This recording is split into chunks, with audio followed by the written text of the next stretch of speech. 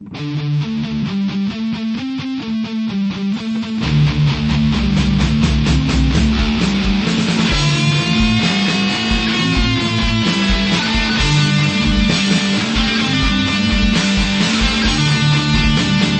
Lands Could Kill, featuring Knife City, Aquickness, Ryke, and Hot Sauce.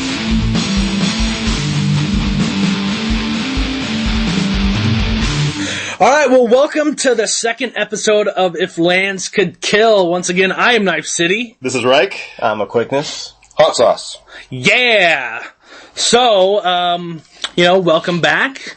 We've had quite a few bumps in the road in regards to actually getting our first episode uploaded. Most of the problems have been on my end. Not getting the right format or size. But, yeah, definitely not the right size. No, it's never the right size. It's just enough, though. It's just enough. We are going to be up on MTG Cast here pretty soon. The first episode is going to be up on there soon. It's actually already up. Well, technically it's already up, but the actual MP3 is not up there. Mm-hmm. They're going through a new submission process. And so, hopefully later today we'll get, the first episode actually up there. And then, maybe tomorrow I'll get the second episode. So they'll be in quick succession, but, the first episode is on YouTube. I don't know if you want to go ahead and mention that. The first episode is on YouTube. If you would like to check it out on there, check out If Lands Could Kill on YouTube. That's the username. Our email is also iflandscouldkill@gmail.com. And check out our Facebook page. And check out our Facebook. Yeah, like us on Facebook. I don't think I've liked us on Facebook yet.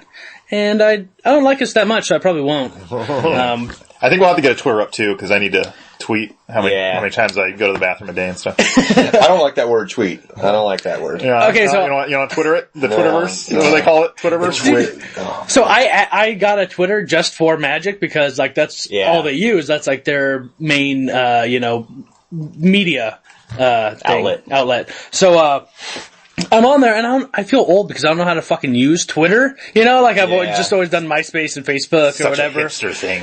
Yeah, so I'm like all these hashtags and retweets. Yeah, and so I just feel in my day that was called the pound sign. So I don't know what the fuck I'm doing. Flappy Bird. What is this? Yeah. What is this pound sign YOLO swag for Jesus?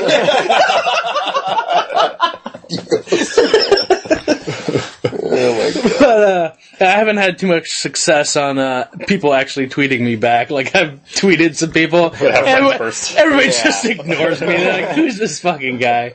But so anyways, all right. What's new in your guys' lives before we hop right into the Magic? Oh man, games. I'm addicted. I'm addicted to playing EVE Online again. What? EVE Online is an MMO. That? It's a space MMO.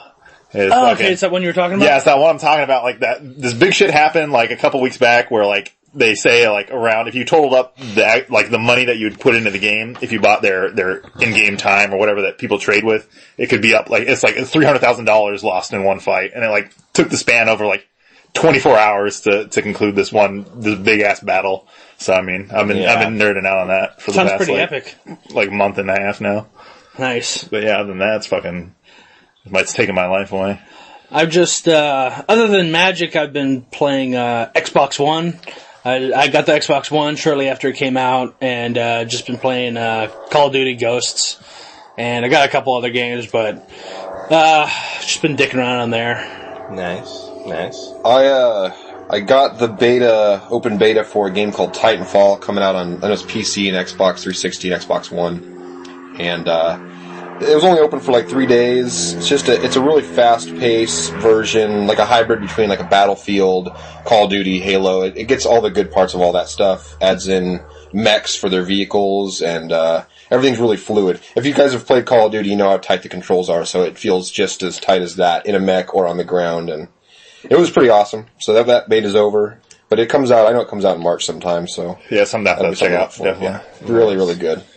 And besides that, I read BioShock Rapture. Oh shit! Which is a book? Prequel to the first BioShock.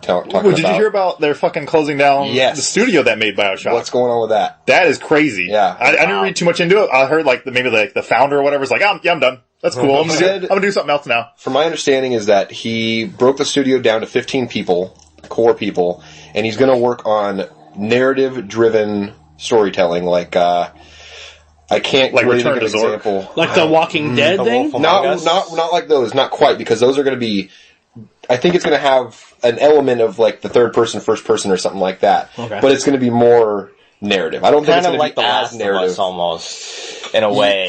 It's not Probably. That's how I'm getting from it. Yeah. He said he wants to make it. Also, he's never going to release anything on disc anymore. This is everything from the future is all Digital. it's going to be digital download only. Yeah, the way to ways to Moving go. to the future. You know Yeah. what I mean? Yep, just like Half-Life 3. You gotta eventually make Yeah. that move sometime. Come on. Half-Life 3. Anyways, that's What pretty about- much it for me. Nerding What out. about you? Just been playing my normal games. I play a lot of League when I'm not playing Magic. It's pretty cool. They introduced a temporary game mode called Hexakill, whereas League, it's a 5-on-5 MOBA, multi-online battle arena. Now I have Hexakill, which is a 6 vs 6, which is pretty cool. I just got back into WoW, so I was getting kind of bored of the games I'm playing. wow. Oh, wow. boo! Wow, what the hell is this? Get out of here. Yeah, Get this man out of here. You don't have the time to research Magic and brew and do the finances And WoW. WoW and Get to like level 90. Okay, I've been playing WoW, I was about like Forever? yeah, pretty much for like a 4-year like stint straight, and then I was kind of off and on Literally the past straight. couple of years. Didn't go to the bathroom at all. Yeah, exactly. So now WoW is kind of like on autopilot. I do a lot of other things. Like I was watching the most recent Pro Tour. Yeah, that Pro I Tour was is- looking up like articles on like Born of the Gods, what breakout cards people think, different deck techs, things like that. So I play these other games, but like I have a dual monitor, so like on my second screen, it's something usually Magic related. I'm always looking up or watching. Before we get in straight into Magic, have you guys played any of these other Magic-esque games? Oh, Hearthstone, Yes. yeah. Okay, Yes. Hearthstone. I played it. I got the beta, and I was playing it. I got one of my mage character pretty far up there, and then I just kind of like whatever, and I went back to Magic, and I just played it the other day, and it's like a nice little refresher for It's- Magic. It's like you don't have the your brain is not as taxed playing Hearthstone. 'Cause Exactly. It's more I don't know, not fast paced, but it's I don't know. user friendly. It feels fluid, but it's not. It doesn't have the depth of Magic. There's less decisions to Yeah, exactly. There's your head doesn't hurt afterwards. you can't play an instant 7 times per turn, in 7 different sections. Yeah. You can only do Yeah. it. And there's only 3 steps or whatever there is, You can't have like 4 creatures to their 2 and like say like protect your life total. No, they can just go over your creatures. Yeah. They don't block like in Magic. So I mean, I definitely like Hearthstone. I don't plan on getting heavily into it, but it's one of those games. It's like a cell phone game to me. it's a Almost. good It's like break. where I'm going to play it for 10 minutes or 20 minutes, and then I'm not going to play it for a couple days or No, whatever. I totally agree with that because that game is definitely it's not the same thing. It's still like a kind of a trading, not really a trading card game. 'Cause I don't know if you can trade cards yet. no, It's like a card collection game, but it's definitely nothing like Magic. In terms of depth and just the way you play it. But I mean, it's cool break. It's it's a fun game. Props to Blizzard for doing that because it is really fun. Yeah. but it's definitely not anything Soulforge, near- anybody? I've I've seen actually most recently because with SoulForge, it's free, and you can log in and you get a reward for just logging in per day. I've been doing that. You get a reward for winning your first match, and you get a reward for winning 3 matches. So I've been doing that. You don't even have to play against other people to get just these play the rewards. CPU? You can play the CPU to get them. Computer. But I'm really starting to get into it, and I think it's going to be good to get in now because especially since You think it's going to blow up or something? I think it's going to get pretty big. Brian Kibler, he's a huge Pro Tour Magic player. Every day Hall I'm of Famer. shuffling. Yeah, exactly. And he's actually one of the designers on SoulForge. Star City Games is now actually starting to sponsor and Yeah, I saw promote that. SoulForge. So Really? I'm thinking think it's it gonna might be blow up. it won't be almost as- on par as Magic. It won't be as popular, I don't think, but I think it's good to get in now just so you can get your collection going. And then sell them all later. And sell them all later. Can you trade in that game? You can actually trade with other people? Not yet. Not yet? It's They will still, add it, It's though? still in beta. They just added a draft portion to Oh, it okay. recently, so It's free to play, right? but it's free to But play. you can probably pay money to get You can certain pay money things, to buy open packs or the something? gold. Oh, So there's gold, which you can buy. There's silver, which is in-game currency you can earn. And then there's instead of you get one booster pack, they have different rarities of boosters. You have a normal one where you only get 3 or 4 cards. up to the like heroic one where you get like 8 and they have greater chances of higher rarity cards in them. But I didn't really like it. Like, I played it and it just... It's definitely different because you have lanes, and you have to place a card in a lane, and they do battle every turn. Only with that one lane that you put it in? So, yeah, so you have 5 lanes, and then I place one in the center. Say it's a card that if it's placed in the center lane, it gets a bonus where all my other creatures get +2 attack on it. Oh. You want to place interactions for you want to make sure when you're placing creatures that you might draw into a creature that wants to go into that so you center want to lane. have it optimally placed just Yeah, for exactly. later turns or something exactly. like that. And Cool. I felt like it wasn't intuitive to me, like the little tutorial or whatever. Yeah. Like afterwards, like the creatures didn't have what it did. Like I had to right click on them to see like what they did. So it's like you really have to know the cards. You know what I mean? Like you recognize the picture and you're like, okay, that card does this. So you're saying it's not anything like MTGO? No, God, no. Where it's... No, it doesn't spell it out for you what the card does. Like I said, it's just the picture, and then like you have to right-click on it to actually, oh yeah, this card does this and that. Oh, so you're saying it's better than MTGO? I got you. No. Well, I mean, it's hard not to be better than MTGO. But I don't know. I wasn't impressed with it. I uninstalled pretty quickly. It was cool. You have your lanes. You start out with 100 life. The object is to reduce their life total down to 0. There's cool things that has a level up system. So you get a hand of, I think it's like 5 or 6 cards. When you're on the play, you can only play 1 card. Every other time after that, you're allowed to play 2 cards a turn. There is no mana base or anything like that. You just play the cards. You play the cards, but it has a level up system. So can you only play 1 a turn or something like that? Or? On the play, the very first turn, the first player only plays 1 card. Okay. Every turn after that, each player can play 2 cards a turn. Cool. But they have a level up system. There's 3 levels, and you have to go through, like, you get your hand, your opening hand, you play your first card, the opponent plays their 2 cards, and then what happens is you discard your whole hand, and you get a whole another set of cards. But you only get card levels based on what you use already. So I use one level 1, it goes into the discard, and then what they do is they put a level 2 card in my deck. So then I can draw a level 2 card. Okay. The next turn. So you kind of level up, and then it has a little level system, so you have to go usually through 4 rounds before you can hit your level 2s. So there is a thing of like bricking, where you can be like level 3, and you can be pulling level 3 cards, but you can get a handful of level 1s. So there is kind of the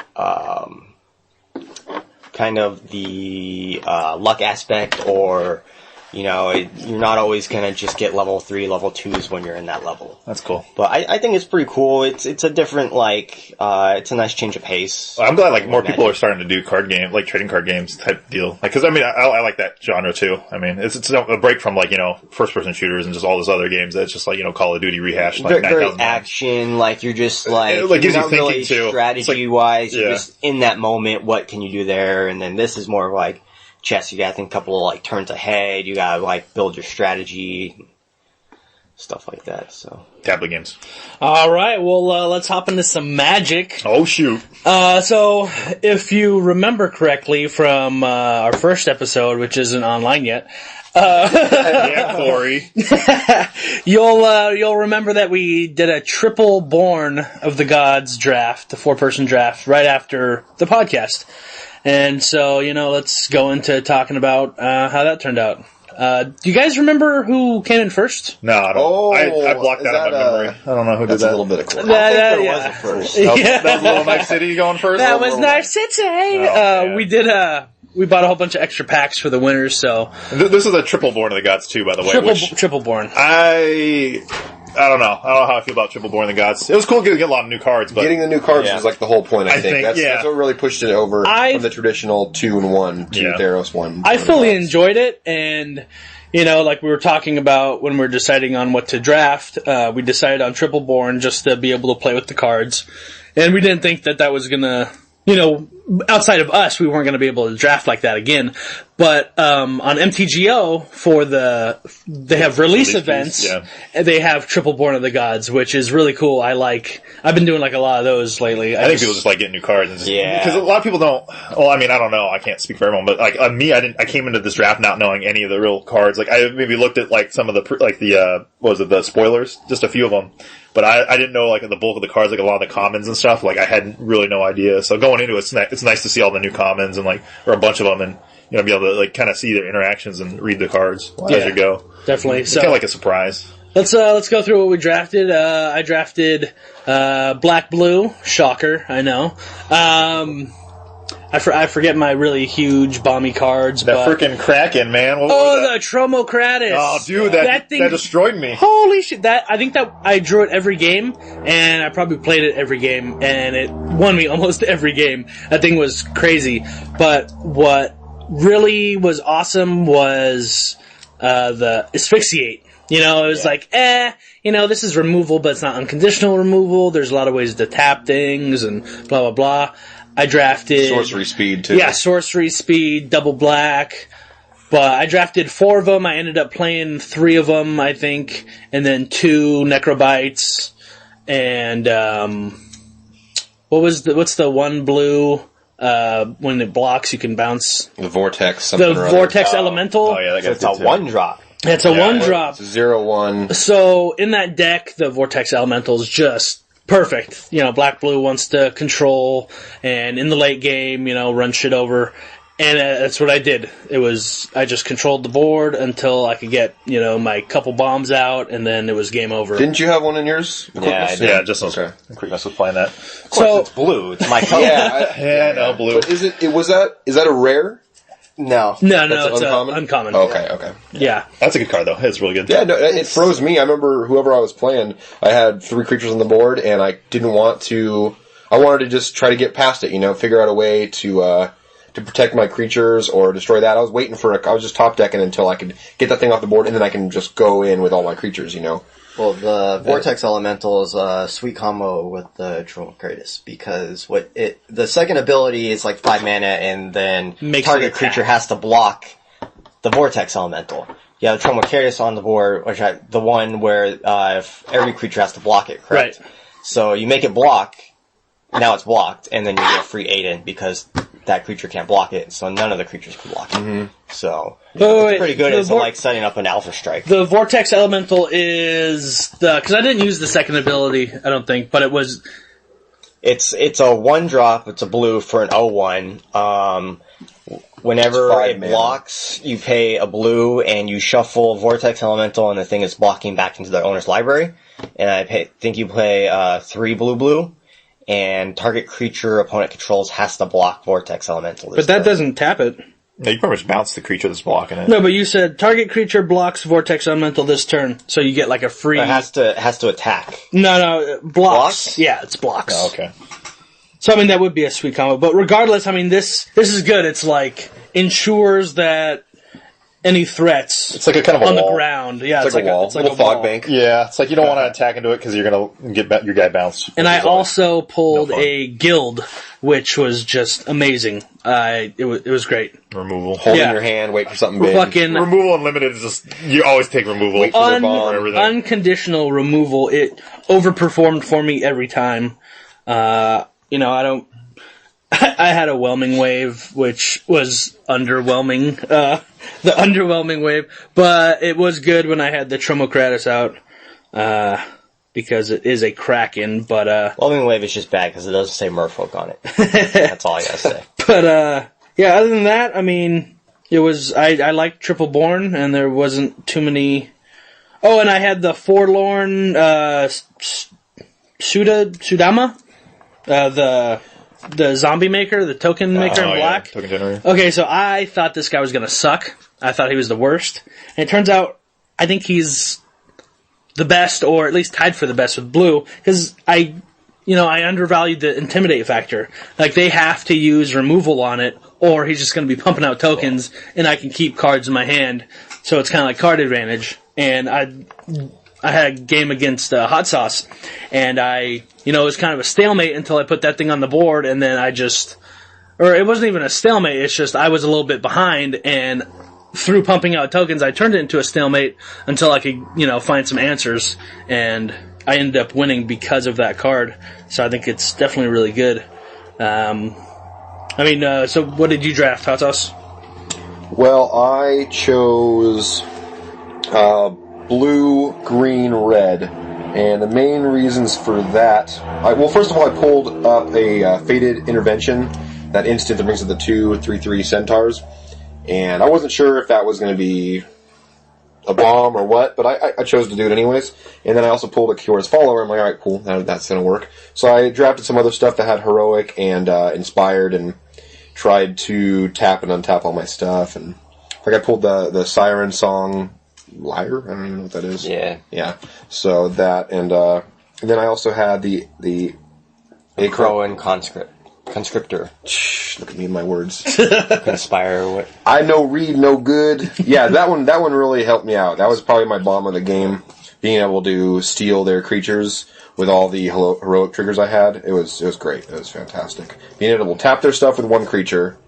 Being able to steal a creature with something that I pull out of my hand, attack, and then when I'm done, I can use Kiyora's Follower and untap my biggest creature. It was an awesome combo.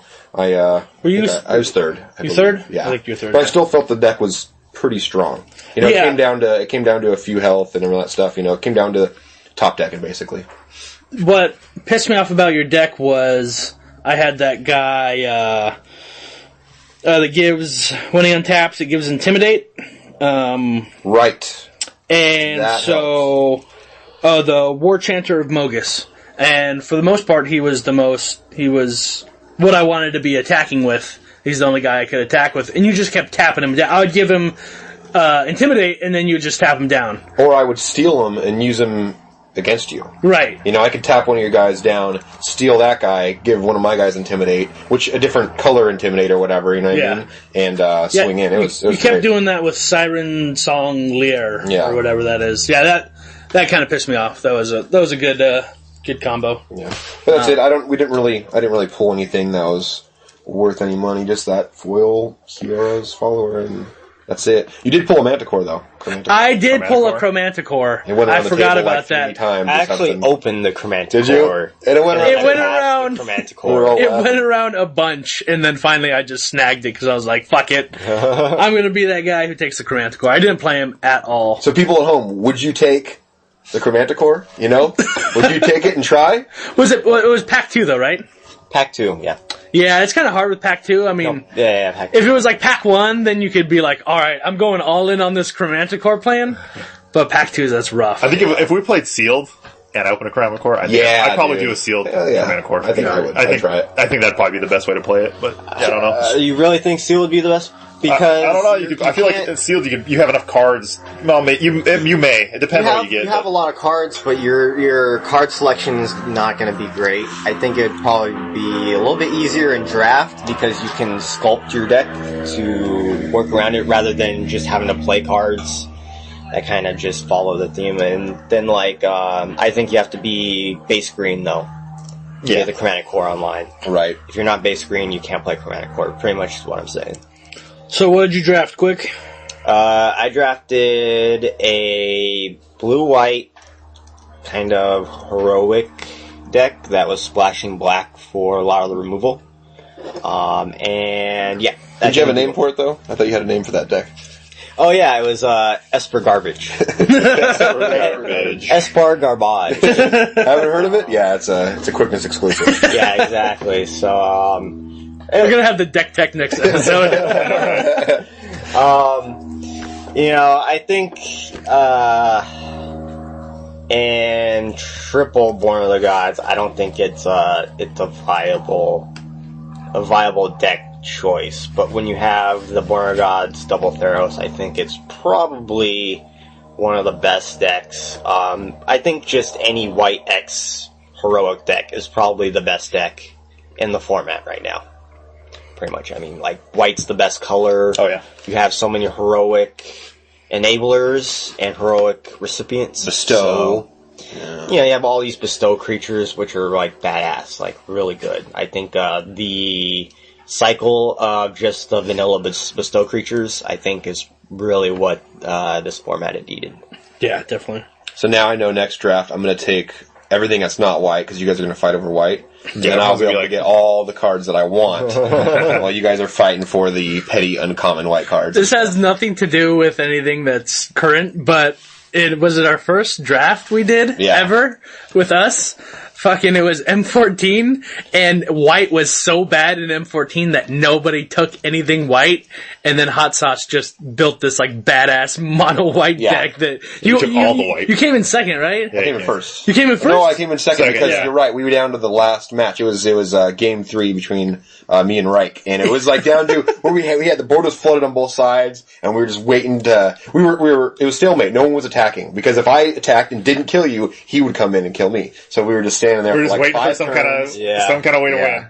But that was great. When we were talking shit about white the whole time we were playing, we're like, "Oh, look at these terrible cards." I'm playing along with it, and then I'm like, "Oh yeah, by the way, I built them." Yeah, I took all the white. We're like, what? Literally pick of the litter for anything I like. But I mean, still, it was good though. Pick of the litter. You got, funny. up there, and then I drafted. I went safe with my draft. I went white, green. A lot of flyers. I opened, I think, first pack, I got the Trumocratus, which was the blue fucking Kraken. And then I started getting, like, Nullify, and, like, I saw a Sphinx Disciple, which was flying, so I was like, alright, I'm gonna go with Evasion Plan. And then I didn't get any more blue after that, so I kind of switched over to white, because I pulled the Acheron Skyguard, which is amazing! This 2 mana, so 1 white, 1 colorless, freaking 1/1, but flying heroic. It's so I just went... Just build up on that. Yeah, I just went freaking green-white Voltron kind of deal. And it helped. I mean, it was a really good deck. I ended up turning up second place out of all 4 of us, which wasn't too bad. But I think the Acheron Skyguard was definitely, like, the number 1 player in my deck. And then the other one I really liked was the freaking Cat Monk. The Orskos Sun guy. Oh, dude.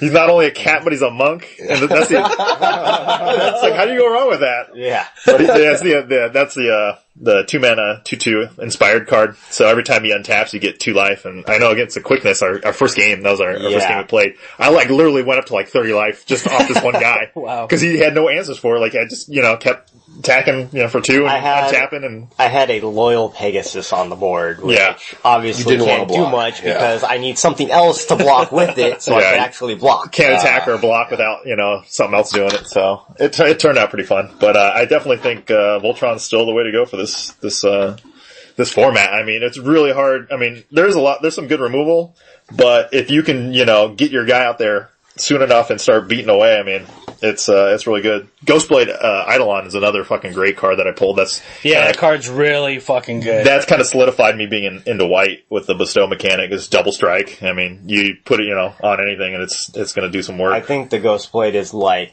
the perfect finisher for any white X heroic deck. It's a 2 and a white for a 1/1 with double strike and bestow for 6, which, you can either play it on turn 3 and then suit it up, or, you can play it on turn 6 and suit something else up and attack for double strike with haste pretty much because, you're enchanting whatever you're attacking with. I'll talk a little bit about it later, but I just wanted to mention when I was doing a draft online, I put a Ghostblade on the Eidolon of Countless Battles, which was already on something else. Fucked shit up. It was just like, that's game. Yeah. As soon as I bestowed it, he's just like, concede. Hit me for 12. Crap. The freaking bestow is it's fun, but it can be frustrating at times when you have no way to answer for anything with evasion if they have intimidate or flying. It really comes down to I feel in my experience it's just kind of like Voltron's kind of almost the sure thing if you have no way to answer it. I mean, there's nothing you can do when they have flying, and they you get the Ghostblade Eidolon, and then you get what's the white one that gives lifelink, the Eidolon. Hopeful Eidolon. The Hopeful Eidolon. You get, gaining life, attacking for 6 damage every turn. Yeah. And no way, if you don't have any flyers, any way to answer them, it can get out of hand, and then just keep bestowing more stuff on it. That Eidolon of Countless Battles, though, I think is one of the best cards right now in the format, just because there's so much bestow. There's a lot of enchantments, very enchantment based, and you creatures. You're always going to have creatures, so you're just going to pump anything up. And if you're bestowing it on something, they happen to kill it. well, then you just start bestowing your Eidolon of Countless Battles. Yeah, it just falls off and you start bestowing something else. You're right back to where you were. It's like there's hardly any downtime. It's cheap. Yeah, exactly. It's 3 to bring it out, or it's 4 to bestow. That's super cheap. It's great. Yeah, the bestow cost on Eidolon of Countless Battles is ridiculous for that. Like, if I will pack one, pick one, and I will force white. Yeah. If that's my pack one, pick one, I will force white. Yeah, white's really strong, I think, in this format right now. Even just, even in Theros, it was really strong. White was strong. It's weird because all, like, the good white cards are, like, commons or uncommon. So, of course, you have Brymaz, which is a mythic and stuff like that, which is probably... Super pushed! Like, you can't argue that it's the best card out of Born of the Gods, pretty much. Probably. I've faced it a couple times. Yeah, I'm really interested to see what meta comes around from some of these newer cards from the Born of the Gods. Because I know freaking, we'll probably touch on this, but the Corsair Kruferix is really, really good right now. Yeah, why don't we move on to that? Why don't we see what, now we've been playing a little bit. We mentioned a few cards, but what other cards do we think, changed the meta game and everything from Born of the Gods? What have we seen? I know the Corsair, obviously, that's been big. Everyone's been playing that with the Archangel of Thune, Domi Raid, like all that stuff. It's been great. It went from like $4 to $9. It's jumped up double the price. But I think it's a really cool card. I don't know how it's going to plplay out. We'll have to see when the pros come out. When they do their standard stuff and how they see its position, who starts playing it. But I think it definitely brought red green back on the map. Because I feel like back when Theros is out, red-green was, maybe tier 1.5. Now I think this, the new god, Xenagod kind of put it on the map too. Xenagod. I don't know. That's what they call him, Xenagod. Yeah, it's Xenagod. Because, they have the Reveler, which is the Planeswalker. But I think, red-green's kind of coming on the map, so a little more diverse, but I'm not 100% sold on it because it's only really you're adding only 2 more cards to your RG green, your red green monsters build. But I don't know. I think it's the Corsair is definitely a cool synergy with I think Corsair is probably the best card you can get in a red green monsters deck. Pretty much, if you pair it with Domri. Yeah, that card advantage is so card nice. advantage, so you don't unload your whole hand just to get a Supreme Verdict, and now you're out of gas, and the control player is just gonna win the game. You gain life, which is it's always good. It's only 1 life per land, but that's something that could make a difference. Yeah, I feel like freaking. And then you get to play. You have you start. You can have on turn 3, you could have a 6-card hand. Yeah. Instead of bringing down at 4 or 5, playing your lands in the Corsair. Yeah, I think it kicked kind of Scavenging Oozes out of the format because there's not that much graveyard hate. It's nice for was it Obsidat that bounces? You can kill it in the graveyard with your Ooze, but I don't feel like Ooze is doing so good in standard right now. I've taken it. Yeah, I've taken him out too. Yeah. On my red green deck. Ooze is just a little too slow. It's more of just I can get something out of the graveyard and gain some life. So much black removal. It's rough. Some with Bile Blight, something like that. Just take it out right away before you can even pump it up. That Corsair is definitely. I definitely need to get me some of them. 2/4 body for 3. Yes, that's good enough as is. And what about Kiora? Anybody had a chance to play with him? Dude, I've dabbled a little bit, but really, it hasn't done too much. It hasn't changed the game all too much for me. Just you get their bomb out of the way, it can't, but you also can't attack it. You also can't do damage to it, so it hasn't really done a lot for me. I haven't played a deck where the -1 was anything crazy either. I would figure this for the Maze Ends. Maze's End. Yeah. That would be sweet, I think. You could put an extra land down, get it for 2 gates right there, boom, every turn, as long as it stays alive. Yeah. Just use it for that, plus it to protect because it's a fog effect, and I figured that's what I thought about when I got this. I wanted to put it in my Maze's End deck, but I think just the other cards in the deck are a lot better on their own. With Kiora, if they have 2 creatures out, I'm still not protecting Kiora. I only have to have 1 creature out.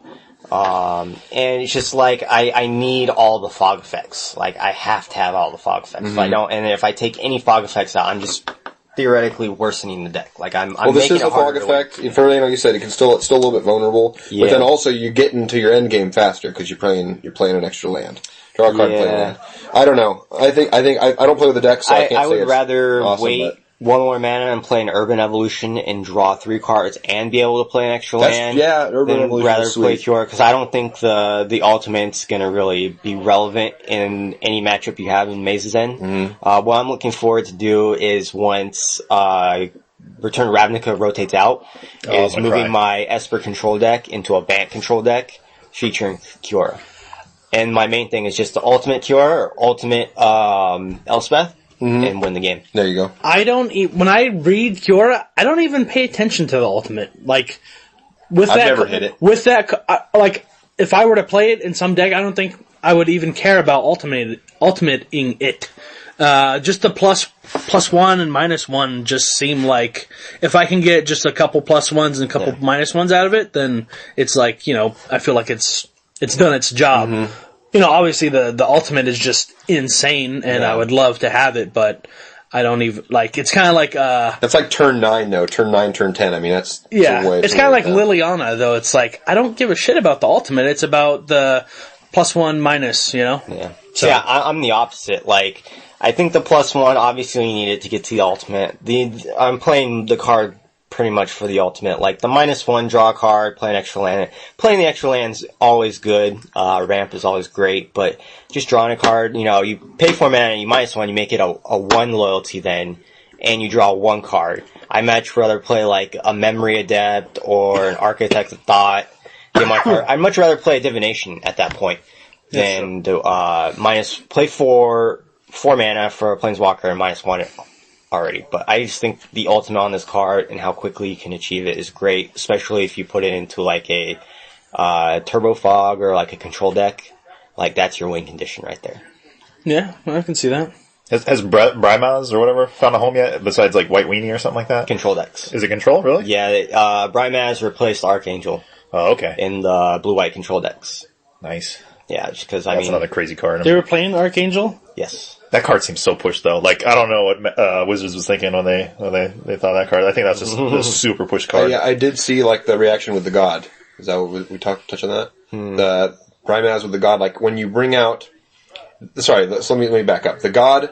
The trigger on the God is when a creature comes out, but it's every upkeep. So you can, if you are defending something and you bring out a token on their turn... Which God are you talking about? The blue-white. Oh, the And then you can draw a card. Yeah. On their turn, and then and it goes back and forth like that. So you can, instead of drawing a card once per turn, you can draw it twice. Yeah, you're drawing a card on their turn, and you're drawing an extra card on your turn. Exactly. It just took me a while to spit that out. Yeah, it's okay. It took me a while to spit that out. It took me a while to understand it, it's fine. It's just, normally you're going to bring out creatures, on your turn, of course, unless you're playing, like, some tokens deck, then maybe you can bring out, like, a worm or some other stuff on their turn, but it's not normally going to happen this way. You can trigger it, and you can draw 2 extra cards, so that's awesome. I think it's pretty good. I didn't think of that. Yeah. I think, like, in a limited format, that'll be good. I think in Constructed, it's a little too clunky and too slow, whereas the format's a lot quicker. What's too clunky? The God? The Aphora Brymaz combo. Yeah. It's already up there, so you're going to be playing turn 3 Brymaz, like turn 4 Fiora or Aphora, and then you're going to draw like a card or 2, like a card on your turn, extra one, a card on their turn. It just goes back to the whole thing, like in a standard format, I'd much rather have like a Divination or a Jace Architect to draw my cards you that love way. your Divination. Oh, that Divination. Divination is such a good card. Like, how could you not love Divination? Yeah, no, it is good. It is good. But I can still tease you. Alright, so,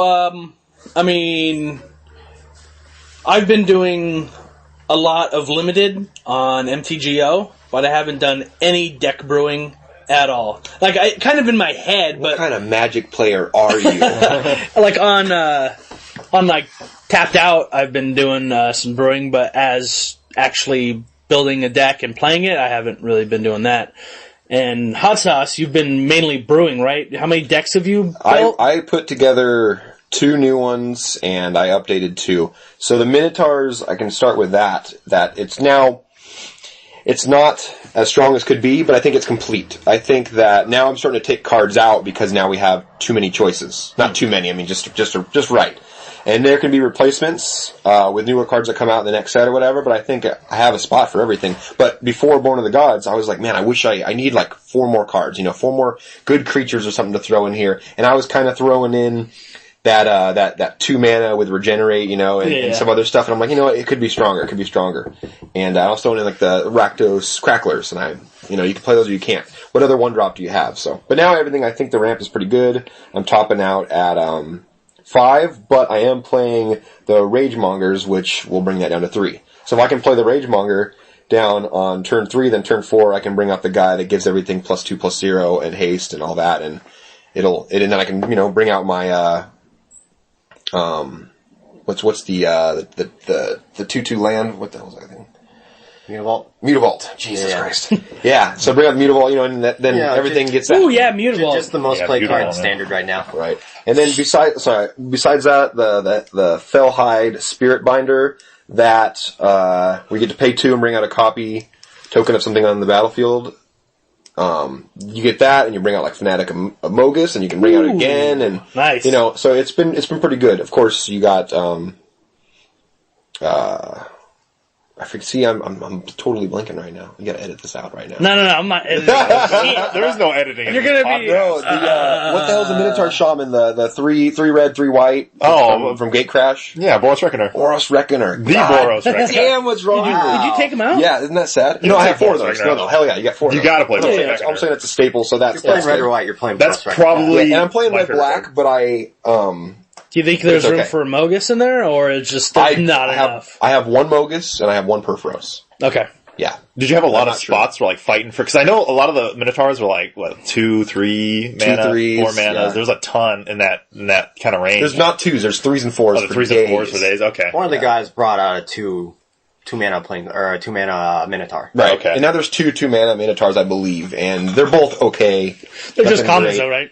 Are you just playing all Minotaurs, or are you trying to All- stick? Are you trying to stick to, like just strictly Minotaurs? You're not gonna bring in some other No, I have like some Desecration Demon. See, or exactly. something. I have some extra stuff that I threw in there. Like I threw in the 4 mana red black dragon that is it's a 6/6 flyer, but you can only cast it if you dealt combat damage or damage in general to an opponent. And then each spell you cast costs less, for how much damage you do that you turn. didn't like that? And it just doesn't hit every time. I have it in my hand and I can't get it on the board every time because you have to be able to.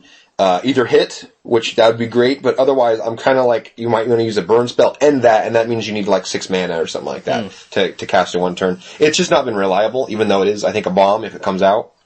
And you guys kill it pretty much right away anyway, so, what are you going to do? In a deck like that, I think it's more focused a little bit more towards aggro. And you don't really have the leisure time to set that up, play it, and then get your value out of it. Yeah. You know what I mean? Yep. So, it's... I have 1 hammer in there just because the second thing, I get haste from some of the other stuff. Haste and trample, like they're already built into the Minotaur. Now, there's 2 hammer cards now. Architect. Oh yes, I'm sorry. Oh, yeah. Hammer of The- Perforos and Fall of the Hammer. Fall of the Hammer is actually. I'm not playing Fall. It's not powerful enough to throw Fall in there. I'd rather use something reliable. Do you have lightning removal strike. in there? I do have 4 of the Dreadbores. I'm sure you have Dreadbore's lightning really good. strikes. I have lightning strikes. I have magma jets. I have 2 of each of those, and What do you think? And I have the of, Rakdos Return, Okay. and that's pretty much my set. How many pretty much Rakdos it. do you have? I have 2. Okay. Yeah. Well, what do you think of replacing your Magma Jets for the new Searing Blood? Yeah, Searing I Blood was seems thinking good. about that, except that I like the Scry. But I'm not sure. I'm going to try to play both. I'm going to take those 2 out, and I'm going to throw these 2 in, and see what happens. What do you think? I think I like the Scry. I would like the Scry, but I think I've been hearing a lot of people talk about the Magma Jet effect from Theros, meaning that like a lot of the times people just ended up playing the card just for the Scry. At the point, like, a lot of times the 2 damage wasn't really relevant to do anything. They mostly just play, okay, I'm just burn you at your end step just so I can set up my next draws. Just hit 2 on the player, and then... Yeah, so I can set up my draws. So, like, I don't know, I think it's kind of an iffy spot. If there was another 3 damage, burn type spell you could probably throw in there, I'd probably do that instead. How many are you running in the deck? What's that? Magma Jets. I run 2. Okay. 2, lightning strikes, right? Is that what the one? Yeah, lightning strikes. The 2 mana, 3 on. Even the searing spear, if you're using if you will. If you're using the magma jet, if you find yourself using the magma jet more for the scry, I would probably take the magma jets out for read the bones. That's fair. I've always been able to use it. There's always been a 2 toughness. There's 2 toughness a lot of stuff. Or even post-combat. In standard. And post-combat, if you just need something. A little extra oomph. The last kind of thing in this, I have Door Destinies, of course. Door Destinies is just the best, man. I love that. Yeah. Like, if anything that comes in, you know what I mean? Like, even with the Inspired effect on the Fellhide, it brings it in the battlefield. Ooh. There's another Minotaur. Boom. It works great. Nice. I did use it with, like, what is it? It's a 5 mana black card where you sacrifice one of your permanents one of your creatures on the board, and then you get to bring back in your graveyard. You bring back one in the graveyard and that card next time, and that would trigger 2 Door Destiny effects. Yeah, Return to the Underworld. Yeah, it was pretty cool effect, but I took it out for now.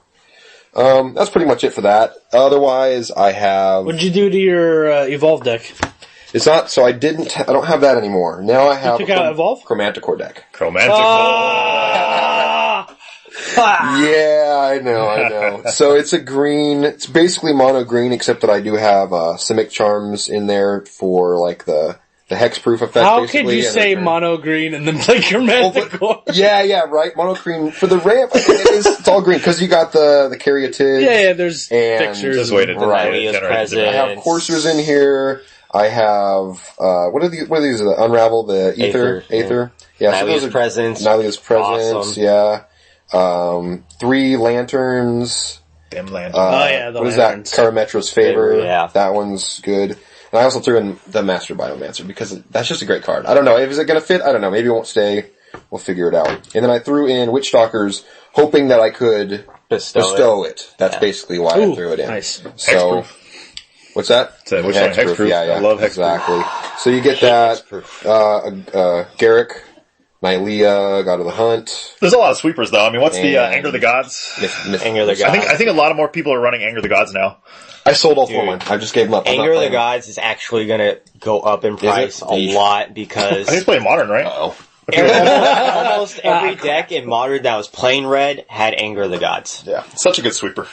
Every deck had at least main board or sideboard. It was in their 75 there at all times. Well, the next deck I want to do a burn deck. Like that seems so cool. Red like Boros burn. No, like Boros red, like white, red white okay. burn. You know, for like Warlords, Helix, like even like a Spark Trooper or something, just like to get some You some can live. do Boros Charm. the new red Boros Charms, Faded Retribution, I think it was the one I started playing in my American. And then that deck. new red creature that if you do, I think if you do damage, If an instant or sorcery does damage to target player, you can redirect. do that damage to a creature. Yeah, that's kind of cool. And then have young Jeezy. Oh, young Pyromancer. so good, so good. yeah, he is. Yeah, he's fucking still Really good. good. And then what's the flying Chandra's Phoenix? Yeah. Yeah. Yeah. What about the Wraith or whatever What about the new one? The one with a tribute. the tribute one? Yeah, I don't But know. it doesn't cast back from the burns, which is like his whole thing. Yeah. Which it does come back. It's cool. But it's nice. The Chandra's Phoenix, I think, is way better for that deck. Yeah, I think for It a has burn. haste, regardless. And it comes back because you're going to be burning It's up and haste. down. Like the new Phoenix is just like a bigger version, but you don't get any of the upside. It's the retarded older brother. Pretty much. What about that?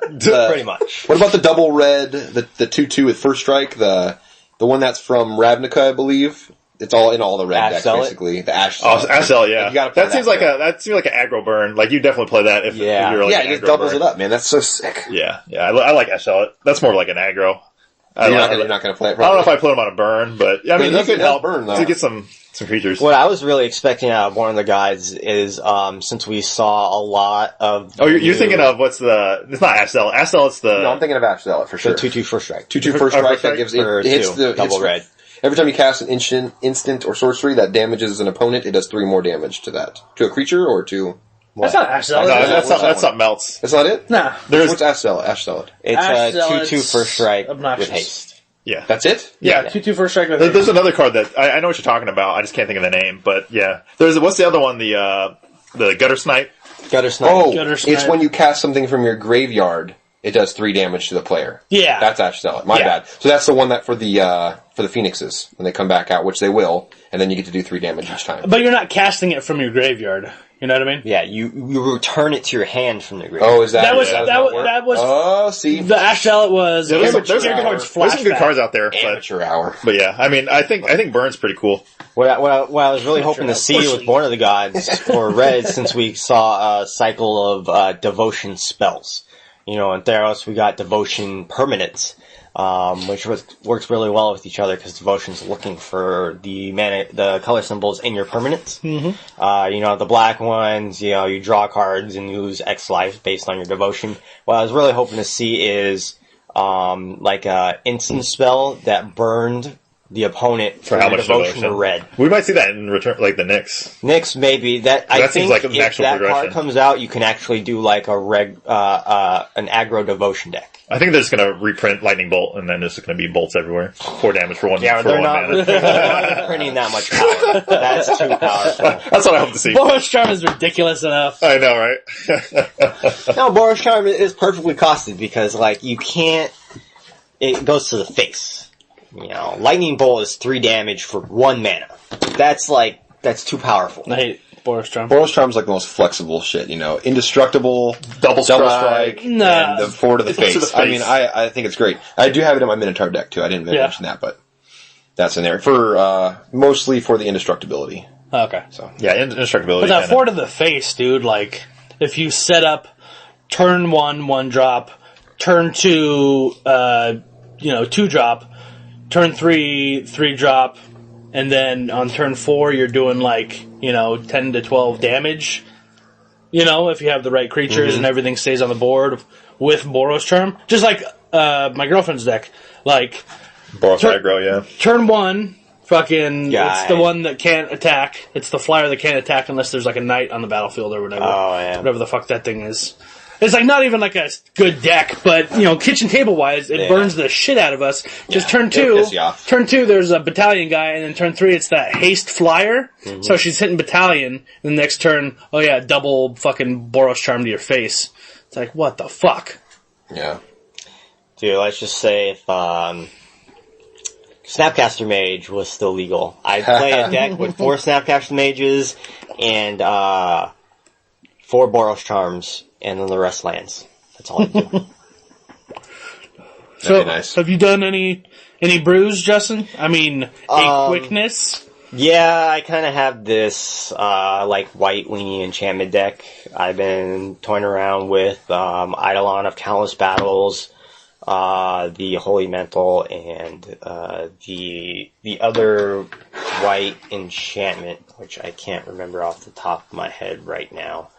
But just toying with that, because I think, Eidolon of Countless Battles it's such a good card, especially when there's so many enchantments going around.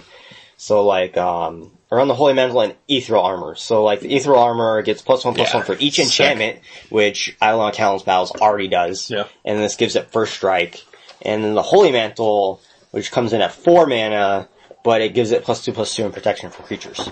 So, even if I was facing another a white weenie deck, they couldn't banish your priest, anything that had Holy Mantle on, because it's a triggered ability from a creature. It has protection for creatures. that's nice. So I was just thinking of putting that together, putting a bunch of enchantments and combat tricks, God's Willing, Brave the Elements, because it's a base white deck, so it's really good. And I'm just thinking of ways of the main problems I see are Supreme Verdict and Devour Flesh, which are really going to hurt me. Because everything else I have protection for creatures and I Brave the Elements, so I can push through damage, things like that. It's just protecting the one creature I'm going to suit up pretty much. Yeah, And I think it's either going to have to be a red splash or a green splash to achieve that. So, Boros Charm or Golgari Charm? Yeah, well, I'm leaning more towards red, just for the Boros Charm, for the Boros Charm's really indestructibility. good. I don't really want to take up another slot for Trollhide and have to pay mana on top of it to regenerate it from a Supreme Verdict or something like that. But, I mean, I played a deck similar like that on MTGO against my mono black deck, and if I didn't have a removal spell in my hand at all times, he could sneak in 10 damage just out of nowhere. And I just think something like that's really good. So I'm gonna be trying to make that a little better and see how it does. I think it'd do well. I think I need some more flyers in the deck. That could be another possible issue, but other than that, I think it's gonna catch a lot of people off guard, and they're really gonna have to race it. If they can't race it, then they can't compete. Yeah, as for my, brewing wise, like I said, I haven't really brewed, and the two main decks that I have, is the Dimir Mill Control, which nothing that really came out in Born of the Gods makes me want to add anything to the deck. And then my other deck is like a mid-range Golgari type of deck, and, I'm still kind of fucking around with it, but once again, nothing that came out in Born of the Gods is really triggering my eye to add to it. I'm adding and substituting Theros cards mostly. So the new blue counterspell might be good for your deck. Aura or creature, Mm-hmm. Especially when you play my control deck. Yeah, you can counter a D-Sphere or a Symbol of Legion. That would be good for a sideboard. Yeah, definitely a good sideboard card. Yeah, Nullify. No main deck adding. Definitely there's some cards that came out that would probably make the sideboards for sure. But nothing main deck that I actually want to add. I still think you should trade out those 4 Essence Scatters and kind of diversify your little counter package. But... Diversify my bones! There you go. Yeah, I haven't been doing too much. I've been just playing with my RG deck. Just kind of, I added the Xenagod and some Courserers. I got the Fnatic Xenagos. I was trying to think about playing those, but I think it's more for a red-green aggro kind of shell. So, but I feel like it's there, right? It's there. It's coming together. I'm just gonna start crying when Domri leaves, though. That's kind of like it's like Domri and Friends. That's the deck. That's all it is. Welcome to Domri and Friends. I mean the red green deck. If you don't have Domri, it's not a deck anymore. It's just the whole thing just falls flat on its face. The linchpin of the deck. Yeah, you pretty can't much have red green without Domri. Yeah, for right now. Who knows what next set might bring? Never mind.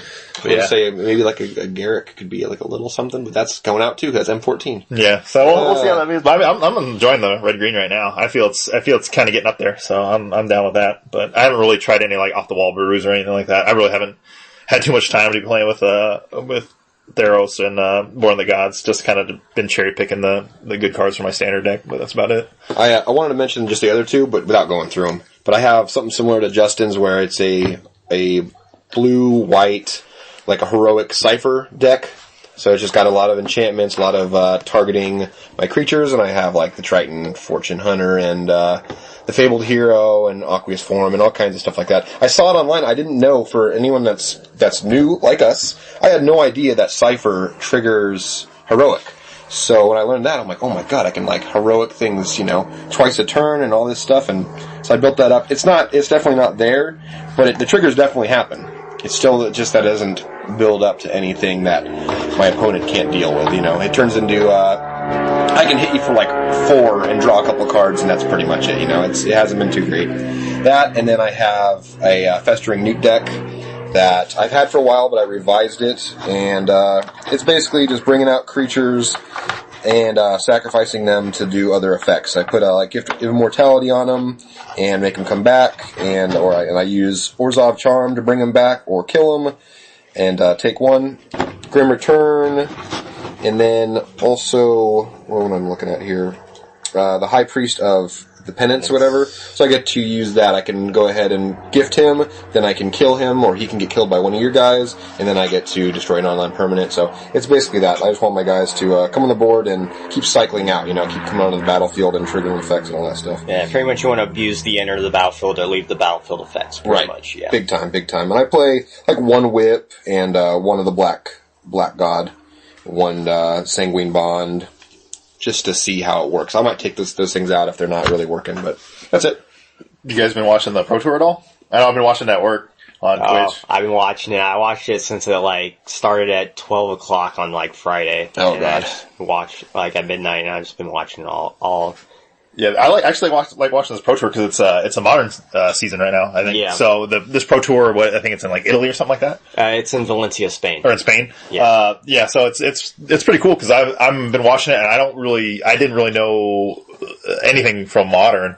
And now I'm kind of getting more familiar with the modern meta that's out there now. We got a lot to learn though. There's so many cards. Like there's this plan. Like I've been looking up like cards on the Gatherer, the Magic Gatherer, and it's just like just learning all these cards is so cool. But like there's a few like decks out there that are just like. What does it even mean when it says like modern season is starting? Does that mean like that the format of the Pro Tours coming up are going to be modern? Like like right now, the Pro Tours like cycle through. Because like people, I keep hearing people say like, "Oh, modern season's starting," and I'm like, it's modern. It's always here. I'm like, well, what the fuck does that mean? Modern Masters is going to come out again. So that's only like a limited run, pretty much. I mean, you can buy the packs, but like I think they're coming out with the Modern Masters 2. We need to go in on a box together so we can draft. Because I heard that's like super. I heard that's super fun. Everyone says it's like only if they reprinted fetch lands, so I'll go in a box. Modern is starting to become more and more my favorite format. Like Modern. When you talk about Modern, you're talking about 8th edition, Born of the Gods. So like, it seems like a lot of Zendikar are in like a lot of Zendikar. You have a lot. You have Zendikar. I think was the block that had Rise of the Eldrazi in it. What? So you have like Emrakul, like the 15/15. It's dumb. Come on. You have all the fetch lands in there, which is essential. Like if you don't have if you're playing a deck without fetch lands, you're playing an inefficient deck, and it's not going to win. Pretty much. What do you guys feel about Proxy? Proxy, I mean, I think we should do Proxy for us. I mean, if we want to get into Modern or something like that, I feel like Proxy would probably be good. But I mean, I don't want to go too much into Proxy because I like having the cards, but they're just so expensive for Modern. Like for people who don't know what Proxy is, what it's Proxy? Proxy is where you pretty much just. So I find the card online, I print the card front, and then I take a land. And I cut the card front, I print it out, and I paste that onto a land, and I throw it into a. So it's just like it's not. You don't actually own the actual card. It's just you're playing.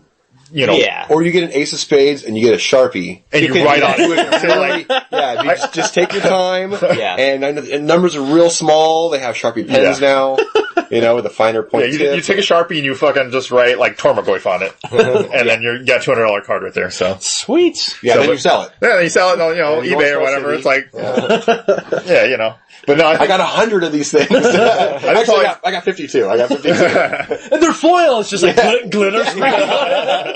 It's got like that glitter glue on there. Yeah. Oh man, that's nice. Yeah, if we start getting to Modern, I wouldn't mind playing with proxies. I think it's so expensive. I think I'm going to make all my Planeswalkers like the San Diego Comic-Con ones, and I'm just going to paint them all black. I'm just going to paint them all black, and I'm trying to offload them like that. Like, $40 a piece, no big deal, right? It's super cheap. Oh yeah, totally. That'll work, right? Yeah, totally. But yeah, this is cool watching this Pro Tour, like just seeing all the different Modern decks. Like I want to get into it because I mean, Modern just it stays. You have the ban list and stuff like that because Deathrite Shaman just got banned, but I think it helped the format from what I see. Like now you see like a lot more stuff other than just everyone playing, Graveyard Hate and Deathrite Shaman. And the thing is, I think if like you're trying to get into a format and you don't want to spend like a lot of money, I think some of the Eternal formats like Modern or Legacy and things like that, I think they're really the way to go because the cards don't rotate out.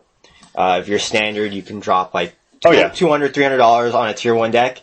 And in a year or two, you can't play with those cards in that format anymore. Yeah, unless it's, something that go into Modern. But you might be spending like $120 on a set of Misty Rainforest, which are the fetch lands.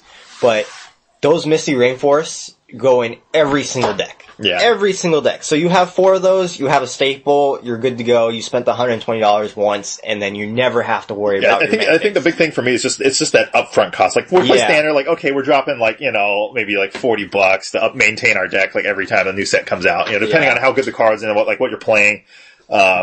And it does rotate out, and you do have to buy a new deck, but it's not like a one-time fee. You're just like dropping like $2,000 on a deck, or like you're not paying like $600 for just a mana base. Yeah. But I mean that'll last you forever. It's true. Like in the long run, like say if we start playing, if we play from like 10 years from now, like if we stay up with Modern every season or every rotation, like we're going to be spending probably like 3 times, maybe 2 times as much that we want to stay with the tier 1 decks. But Modern, you just pretty much pay that upfront price and just hope your stuff doesn't get banned, but I mean... And you can play all these cards that just came out in Modern as well. You're not restricted, so you can't play the newest set. You can incorporate cards from the newest set into your Modern decks, and you can create a lot of brews. Like, a deck that came in the top 8 of the Pro Tour was a home brew somebody made. So we brought it in there. Like, it's kind of one of those things where you catch a lot of people unaware. They're not really expecting it.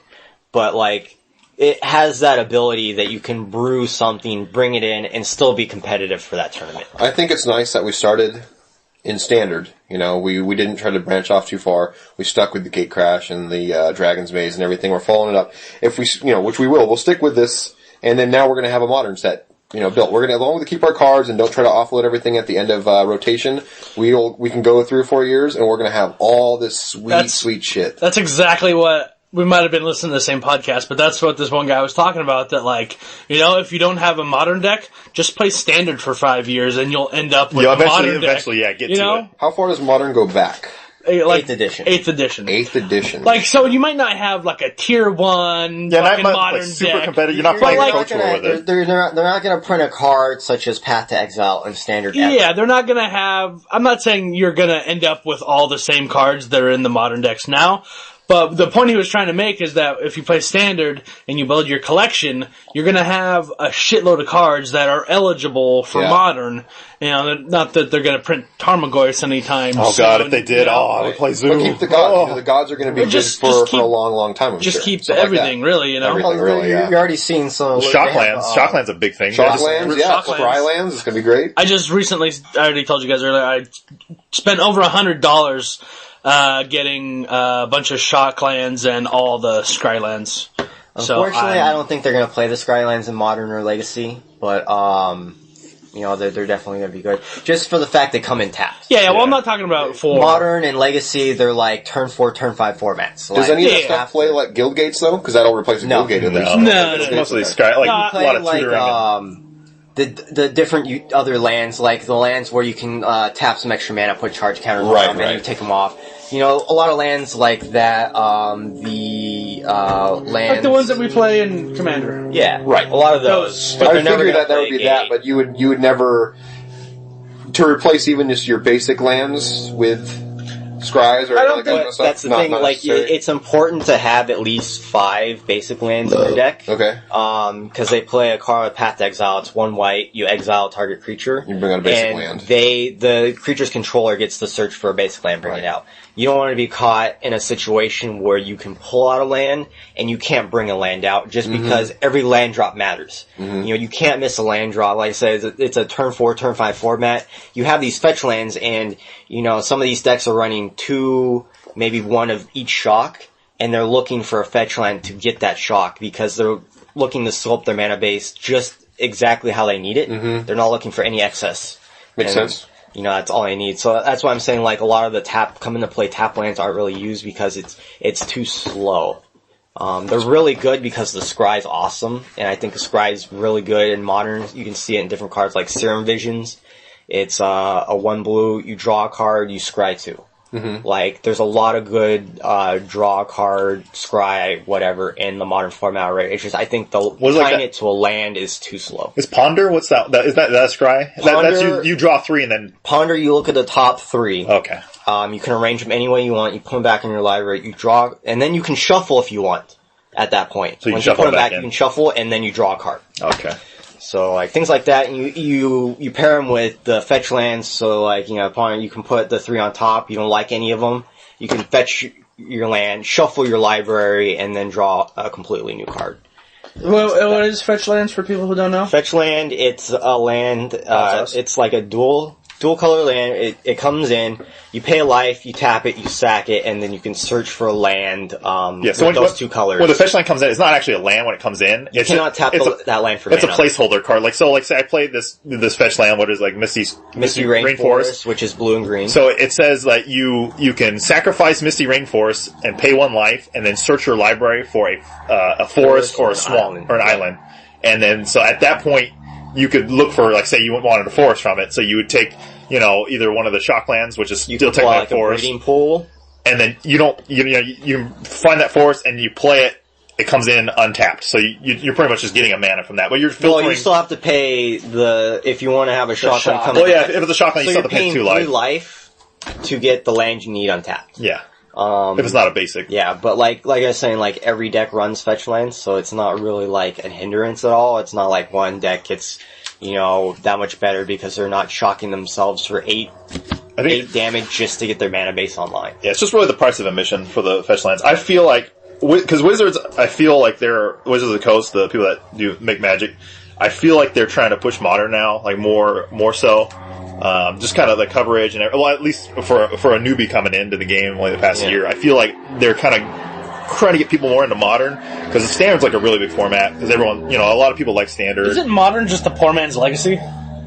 Yeah, I guess. Well, I mean, if you're not wasn't the format created because Legacy was hard to get into? It was a cheaper starting point than Legacy. Yeah, and there was too many good cards like Legacy, like Black Lotus, like those cards that are crazy expensive, and there's just so many good cards that were just breaking the game. Essentially, equipment like Umezawa's Gente. Yeah. Like it's an equipment, and whenever you attack, you put 2 charge counters on it.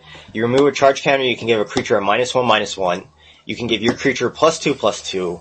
Or you can win the game. Or you can gain 2. Pretty much. It's one of those things. So, it's just one card that can just overrun the board. Yeah. Right. And those are the power level of cards you're playing in those types of formats. I think they brought it out because just people can't get the cards because it was just so old, and then just for the power level of it, it was just too crazy. Like, just the way that things interact with each other. I mean, they had to have, that's why Modern came out and they had, a ban list, so, certain cards. If it's totally breaking the format, or just totally breaking the game, it's like they're going to ban that card, just the way it works. Stoneforge Mystic is a legacy playable card. It's 1 and a white for a 2/1. And when it enters the battlefield, you get to search for an equipment card, put in your hand. You pay 3 or 4, and then you get to actually equip the equipment onto Stoneforge Mystic. But it's just, in a modern format, it's just way too powerful when you can have Sword of Ice and Fires, things like that. That's why they keep it the legacy, so that the overall power level on the top end is more, it's even, it's more of a flat line rather than you get the spikes in Modern. Where it's all of a sudden people are winning the game in one turn, so they're just going off in one turn and winning the game. You have to be really prepared, and you have to think ahead, a lot.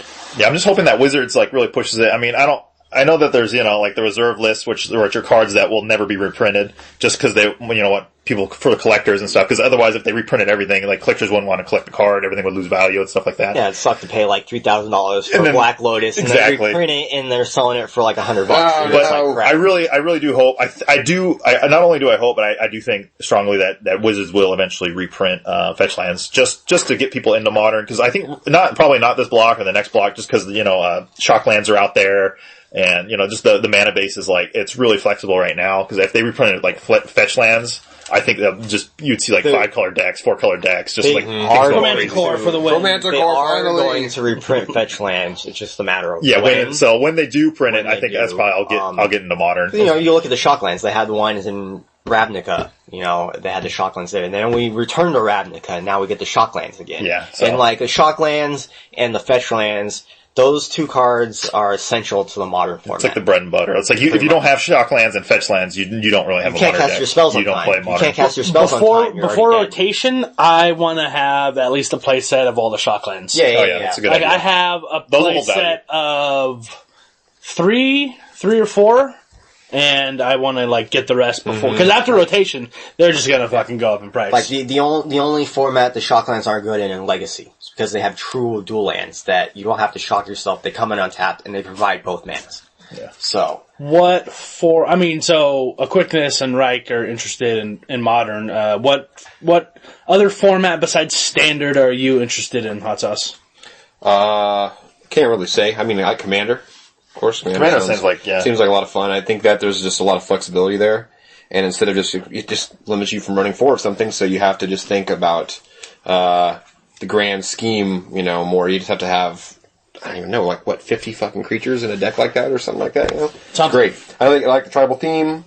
And then we get to play all those weird lands. I don't know if I want to pay the money for them, but I think that so far just what came in the Commander deck, because we all got, it's pretty fun. We all got the Commander 2013. Right. We all got a different deck, and we're not modding them at all. We're not changing any cards out. We're just playing them as is. So, one of us doesn't go crazy and spend $100 and then and then all of a sudden it's an unfair deck. So we're having a lot of fun with that, and I think, especially me and Sauce, we both like the tribal thing. That's why he has a Minotaur standard deck, and I am definitely starting to build a fucking zombie. I had a rat deck. The rat was cool. Dude, the rats were cool. awesome. I miss them so much. My hand was empty. That's Discard rats.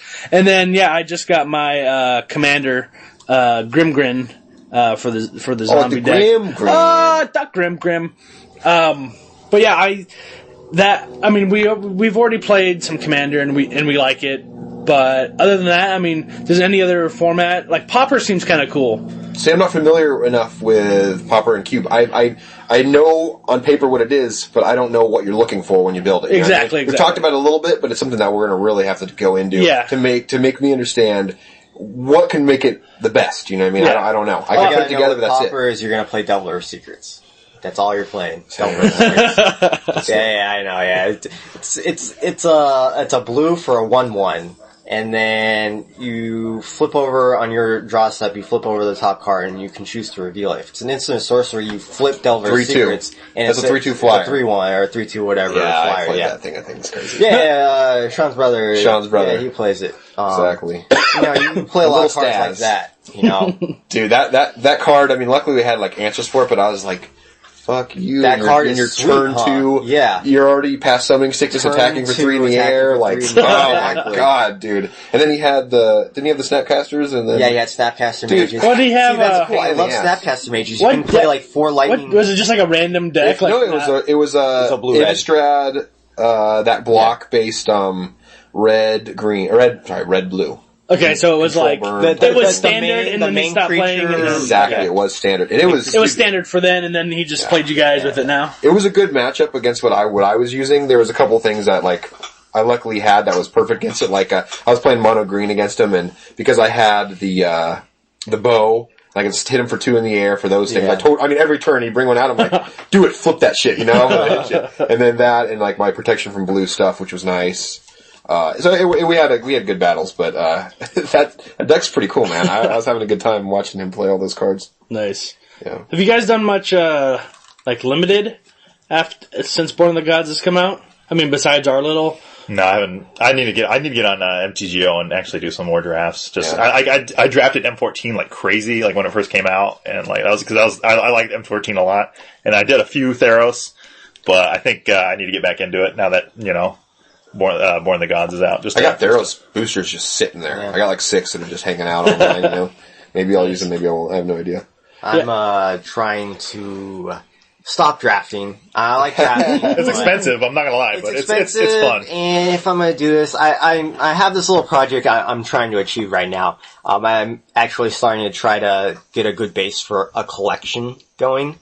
So I'm trying to buy out all the big staple lands, so the fetch lands, the shock lands, the scry lands, and then I want to get all the relevant planeswalkers. So I want to get Gideon, Jace the Mind Sculptor. Oh god, things like that.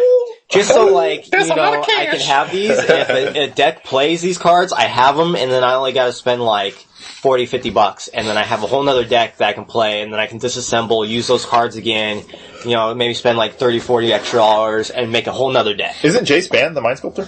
Yes. The Mind Sculptor is banned in Modern, but not in Legacy, okay. So I've been doing a lot of limited, just on Moto. Yes, you have. A lot. How much money you burned? $10 grand already? What's going on here? My girlfriend's in the other room. We do not talk about Moto money on here. You could have had a Modern and a Legacy deck already. See, I play more limited if I was good at it. I could have had a new car, but so I've done a couple sealeds and some drafts, and I'm horrible at remembering how I did with them or what cards I had. So I just went on Moto and tried to look at my what cards I had.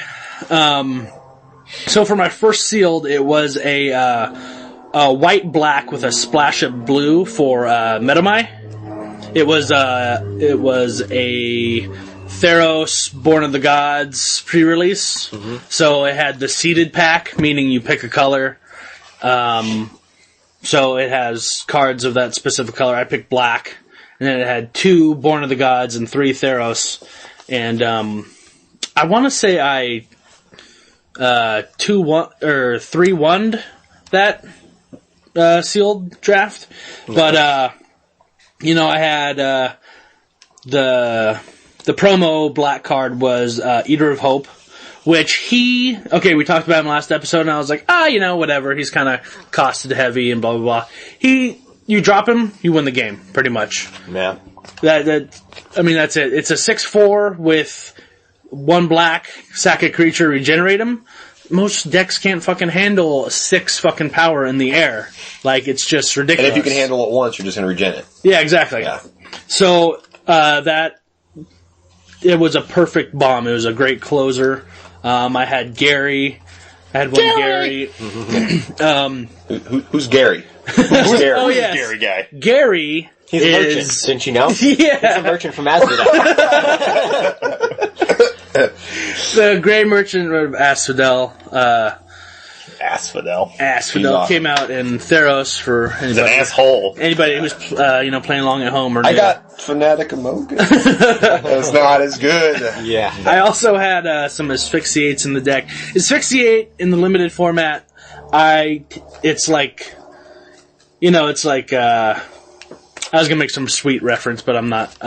So I just take them all I can get. They're conditional removal, but it's removal nonetheless. You only have to worry about Removal's hasty always creatures. removal, no matter how tough you be. You only have to worry about hasty creatures, and even if they have a hasty creatures, you have a blocker, and they want to block into it, or attack into it, then you're good to go. Exactly, and I also had Exorate.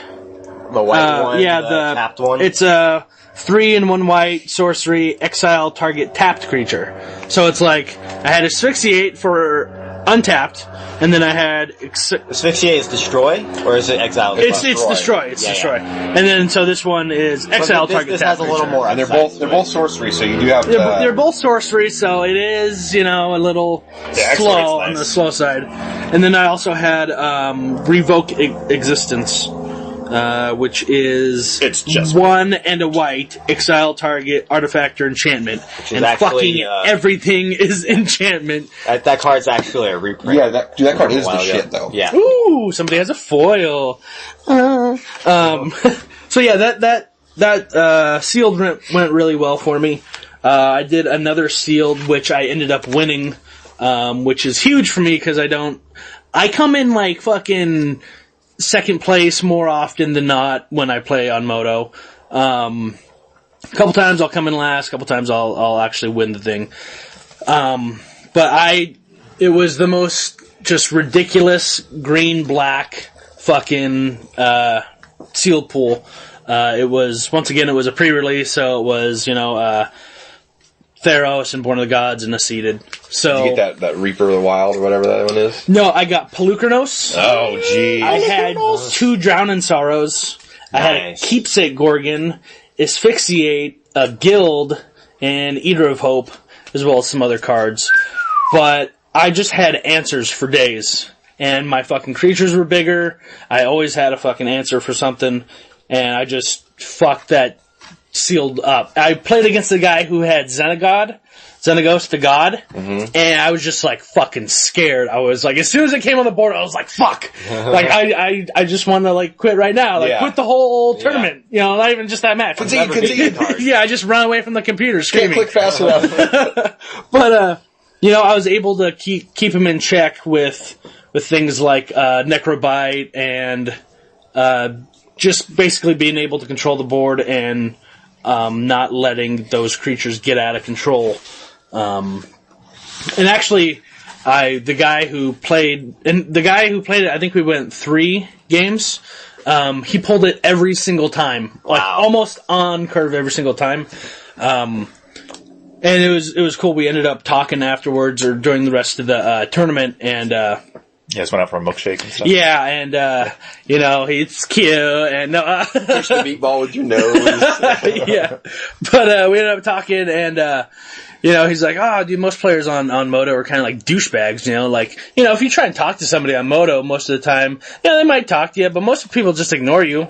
Like, they might not ignore you, they might not even have their chat screen up, but most people just don't want to fucking talk. This guy was cool to talk to, and he ended up, giving me for free, because he doesn't play on Moto, he just ended up giving me a foil Thoughtseize, because he's like, hey, I don't play online, I just like draft, you know? I don't play standard, so I have a bunch of these, here you go.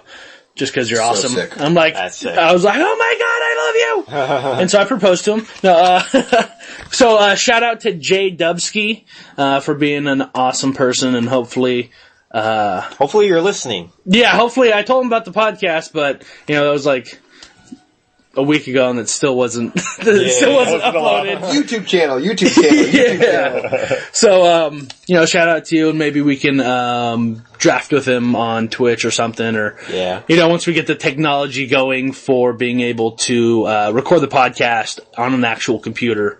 You know, maybe get... We are recording on an actual don't computer. give away our secrets. On a computer? We're not using a potato? What? It's a yak back. a talk boy? Yeah, But, yeah, so that was cool. Actually, it gave me faith in the Magic community, because not hearing back from people on Twitter felt like, well, what the fuck? Like, you say out loud to the community, like, hey, here's my Twitter handle, you know, feel free to comment, or blah, blah, blah. And, like, I comment in show notes, I comment on Twitter, nobody responds back, so I'm just kind of like, okay, whatever. But it's just cool to have a little bit of faith restored in the community, you know, the Magic community. I also did, I did a white, black, blue sealed with, you know, obviously it was, Born of the Gods and Theros, and, oh my god, Ghost Blade Eidolon. Fucking love it. Ridiculous card. I had Ghost Blade Eidolon and, the Eidolon of Countless Battles. Yeah. Holy shit. I played like a dirtle fucking little crappy 2-drop or whatever, and then I put Ghost Blade on it, and then, I put Countless Battles on it, and then I put Ghost Blade on that, and it's like auto win. It's just build your own fucking death machine. Yeah, white is so good. So good. Yeah. So good. And so good. when you pair white black together, it's like they have all the best removal, and it was just... And they kind of have the thing, like, they're kind of bomby, and they kind of want to go long, you know. Yeah, exactly. Grindy type. I think I ended up misplaying on the fucking last game, so I, you know, went 3-1. Yeah. But that was good. I did a couple drafts. So, you know, the cards that I didn't think were that good I'm finding out that are really good, like the Ghost Blade, or Eidolon of Countless Battles, especially Eater of Hope. Holy shit, that's great. So then I got bored because I was just I felt like I was drafting decks that I felt safe with. Yeah. And so I was like, alright, you know, I'm gonna do red this time. Okay. You know? And so I ended up doing a black-red. It was triple Born of the Gods draft. And I got 2 Fall the Hammers. I opened a Fellhide Spirit Binder. Yeah. And then I got past a Fellhide Spirit Binder. Holy shit, those guys put in work. I had, what's the one that comes in and it either does 5 to your face or you put counters on it? The Tribute? Oh, the red one? Yeah, the red one. That's for 5, I think, right? You pay 5 or 6 or something like that. It's something leader, I think. I forget, but... It's like a it has, no, it's a Cyclops or it's something like that. Giant or something like that, yeah. Yeah, whatever. There's something that in the name or something. Eye gouge. Yeah, I gouge. But, so, I could, with the Fellhide Spirit Binder, I could make a copy and bring them in, so when it came in, they would have to say, oh, do I want, like, a fucking, a 5/5 with haste, or do I want a 3/3 coming at me, and then I take 5 damage to the face, which was sweet, and I had some bolts of, Keranos or whatever, those are pretty good and limited. Yeah. And Marsh Mist Titan, I really thought, like, whatever. But almost every time I'm running a black deck and I have him, I can cast him on turn 5, like, more often than not, turn 5. And having a 4/5 in black on turn 5, that's fucking ridiculous, because black doesn't get big fatties like that all that often. You love those big fatty. I love the big fatties, It yo. only counts your own graveyard, right? No, it's on the battlefield. It's Devotion. Marsh Mist Titan? Yeah. Oh, it's Devotion based? Yeah, it's 6 in a black for a 4/5, and it costs X less, where X is your Devotion to black. Sure, I thought it was graveyard. Nope. I am positive. Marsh Mist Titan causes X less to cast, where X is your devotion to black. Okay. So, Are yeah. you sure you're not reading Graveyard? Wait, sure it says hold on. Graveyard. I'm pretty sure it says Graveyard. Let me see. Look closer. DEVOTI. Yep, that's Graveyard. Okay. That's Okay, Graveyard. good, Okay, yeah. So yeah, that card, fucking great. I grab them whenever I can, and they go late as fuck, so you can pick them up easy.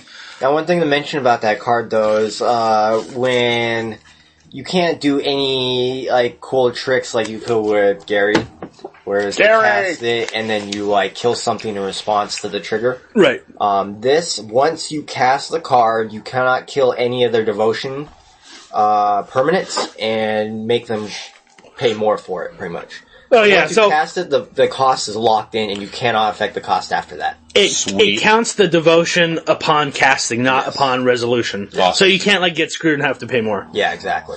Hey, so that Cyclops creature, it was 4 and then 2 red. It's Thunder Brute. Trample, Tribute 3. When Thunder Brute enters the battlefield, if Tribute wasn't paid, it gains haste until end of turn. Now that's the other one. Wait a second. I was That's talking about the other one. You're 5 talking about damage. the 5 damage one. If Whoops! Tribute, it wasn't paid. Let's say I thought I had it in this. Whoopsies. I'm talking about the wrong one. Here it is. There it is. That's it. Giant. Faragax? Faragax. Yeah, Faragax giant. So it is a giant, not a Cyclops. Yeah. I think it was a giant or Cyclops or something like that. Yeah, it has Tribute 2, it's a 3/3 for 5. When it enters the battlefield, if Tribute wasn't paid, it deals 5 damage to each opponent. Which, I mean, that's... Every time I played it, my opponent took 5. Every time. Yeah. Yeah. But the thing is, when you keep bringing it in with Fellhide Spirit, it's like, are you just going to keep taking 5 every turn? As well as me attacking you with other shit? As long as they have a chump blocker, it's not really a good target for the Spirit Binder, but because you have to exile the copy at the end step. Yeah, but I mean, if that's your only attacker, then like, but I had during that specific game, I had a board to where I could be attacking with other shit. Yeah. And this was just a nuisance, Fuck, am I gonna have to chump block? Or do I have something to kill it with? Or am I just gonna take 5? The Spirit Binder is good because it makes trying to figure out how you're gonna block and how you're gonna play out the blocking step. It just makes it a hassle because you don't know, they could just, copy in something real quick with haste. And then you're going to block one thing, and they copy another thing, and now you're screwed. Yeah. I think the Spirit Binders, I thought it was good, but actually playing with it, I'm very impressed with it. Mm-hmm. If it's Impact 1, I would consider going red just for that card. But the other, I did another draft where I was black-blue, obviously, again. But the Nyxborn little common guys, the blue one and the Bestow ones, the vanilla bestow. So the blue one is the best one. It's a 2/3. It's right here. It's a 2/3 for 2 and a blue. Literally, is the best one. Bestow is 4 and a blue. Enchanted creature gets +2/+3. And then the black one is 2/1 for 1 and a black, and bestow is 4 and a black. So if I'm black-blue, I just pick up as many of these as I can. Mm-hmm. And it's just so with control, and then these guys, I'll just put Nyxborn Eidolon out there on turn 2, and then I just keep building up control, build up control. And they are awesome late game draws. Early game, you can play them actually on curve as creatures, or you can late game put them as auras. And I really like them, the black and blue one. Bestow is one of the best mechanics that Wizards put out recently, just because it's you get 2 cards worth of value for 1 card slot. Great. And that's hard to come by. It's really hard to get to that point. And I think that's just, it's awesome that you have the versatility to enchant something you already have. If they kill whatever you enchanted, it falls off. Now it's a creature that you can enchant again. So it's this endless Voltroning that you can do, and I just think it's really good. Yeah, it makes your late game crappy draws it's not kind so of crappy. what I thought Magic was really missing, where previous Standard, it was a lot about enter the battlefield effects. Things come in, they give you something, and even if they don't want to attack or anything like that, you still got some value out of this. with the bestow, you're still getting value even if they kill whatever you're bestowing it on. Or, it does have the added downside of an extra way of being able to kill the bestow stuff by being enchantment. But I think just the versatility clearly outweighs the added downside of being an enchantment. Definitely. And the Fated Return, the fucker puts in work. It's 4 black, so 7. Pretty heavily costed. It's an instant. Put target creature card from a graveyard onto the battlefield under your control. It gains indestructible if it's your turn, scry 2. So more often than not, turn fucking 6, they play a huge guy. I, remove Save your removal for that. Yeah, save my removal for that. Or, okay, so let's say turn 5. Turn 5 or turn 6, they play something fat, I remove it. Turn 6 or turn 7, or obviously turn 7 because that's the casting cost. You could have played a guild. Yeah. And on turn 6 you can... Yeah, exactly. Around there. Yeah. So, but I bring out their fattest guy, and being a black-blue deck, you don't have huge guys. You have control and you have some little ways of getting around stuff. Your huge guys in black-blue have a keyword called Defender. Yeah. That doesn't really help you much. But, so I could, in a couple games, I used Fated Return to bring back something that I destroyed of theirs, and then it was like this, 3/4, 5/5, fucking indestructible. Now they can't even attack profitably into me, and I just bought myself even more time to do what I need to do. Even like a 1/1 or a 2/2. You just have a blocker that can never be taken out, and the only thing you really have to worry about at that point is trample. Yeah, and then you just start bestowing shit onto them. Yeah, exactly. I thought it was going to be too late, too heavily costed to play. Maybe in Pharaoh. It takes a while, though. It needs the right deck. deck. Turns, man. It's slow, so that's nice. It needs the right deck to be good. But you can't just jam it in any deck that's blue or black, or black, just... But maybe in Pharaoh's Born of the Gods, jam it in there, that's my you won't be able to. Yeah. I'll jam that black 7 in anything, dude. That's funny. Your mom said that to me last night. There's a lot of jokes on this. Just 2 more cards I wanted to talk about, or actually 2 more. I actually pulled a Perplexing Chimera, and you have to use a lot of fucking brain power to fucking play that card. Oh my god, so it's right here. It's 4 and a blue for a 3/3. Whenever an opponent casts a spell, you may exchange control of Perplexing Chimera and that spell. If you do, you may choose new targets for that spell. Holy fuck, you have to okay, with Magic, you kind of already have to do the whole chess thing where you think like a couple turns ahead. This just adds a whole nother mind fuck scenario in your head while you're just trying to fucking play Magic. As the listeners are finding out, I can't use this card. As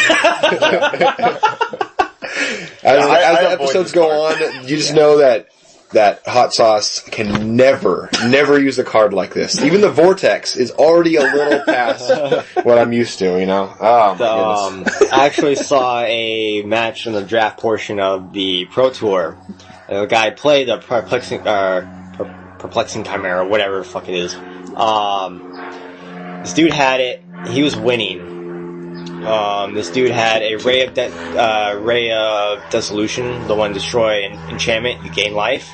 He tried to Ray the Perplexing Chimera, and the dude just swapped it, and then he destroyed it, and he gained the life. Which the other guy was looking to gain the life, because if he would have gained that 3 life, he would have gotten another turn, and possibly could have turned the corner. But just having that on the battlefield, and just trying to do cute little things like that, and just, nope. Not going to happen. I believe they call that a case of not reading the card. Well, I mean, if you're at that point, you have to do something. Yeah, I guess. I do have that itis though, of not reading cards properly. And that was Oracle's Insight, which for Oracle's Insight, where the fuck are you? One of the cards that I was really excited about. I am really excited. I got to play it during our actual paper draft and some drafts I played online. It's 3 and a blue, enchantment aura, enchant creature. Enchanted creature has tap, scry 1, then draw a card. Yes. Holy shit. Isn't that sick? You put this on a fucking inspired guy. Painseer? Yeah, you put this on anything inspired that is weak and can't get through. Boom, you're fucking golden. Get the follower. No, I don't know. All the stuff to tap and untap it, multiple times would be sick. But that card is really good, I think. I'm looking to pair that guy up with Painseer and just drawing tons of cards. What was good was for I ended up putting it on the 1/3 black guy. When he untaps, opponent loses a life and I gain a life. Gain a life, yeah. So I scry one, draw a card, and then when he untaps, Gain a life. I gain a life, you lose a life. So it's just because that guy's fragile as fuck, I don't want to be throwing him in there. Pair late that game. with maybe like Scholar of Athreos. And then Which one's that? The one in Theros, the 1/3 or something like that. You pay a black and 2, and you pretty much do the same thing. Drain a life, gain a life. Oh yeah, that guy. Yeah. And that's like your game plan right there, pretty much in black-white. Oh, it's the Servant of Timeret? Timeret. So it's a 2 and a black. It's a 1/3 black zombie creature. Inspired. Whenever this guy becomes untapped, each opponent loses 1 life. You gain life equal to the life lost this way. 2 and a black. Regenerate this guy. I played against a guy. So my last draft I drafted white-green, and I just lost every game. I didn't know how to pilot it and or draft it. But this guy was fucking me up with a Servant of Timeret deck. Like, it was all based around this. He would, he had the black, Defender, the Black Oak of Odunos. It's the Defender 05, where you pay a black, tap another untapped creature you control, and this creature gets +1/+1 till end of turn. That's not the important part. Who cares about the counters on this thing? That other guy. Being able to tap those other guys. Freaking inspired. Yeah.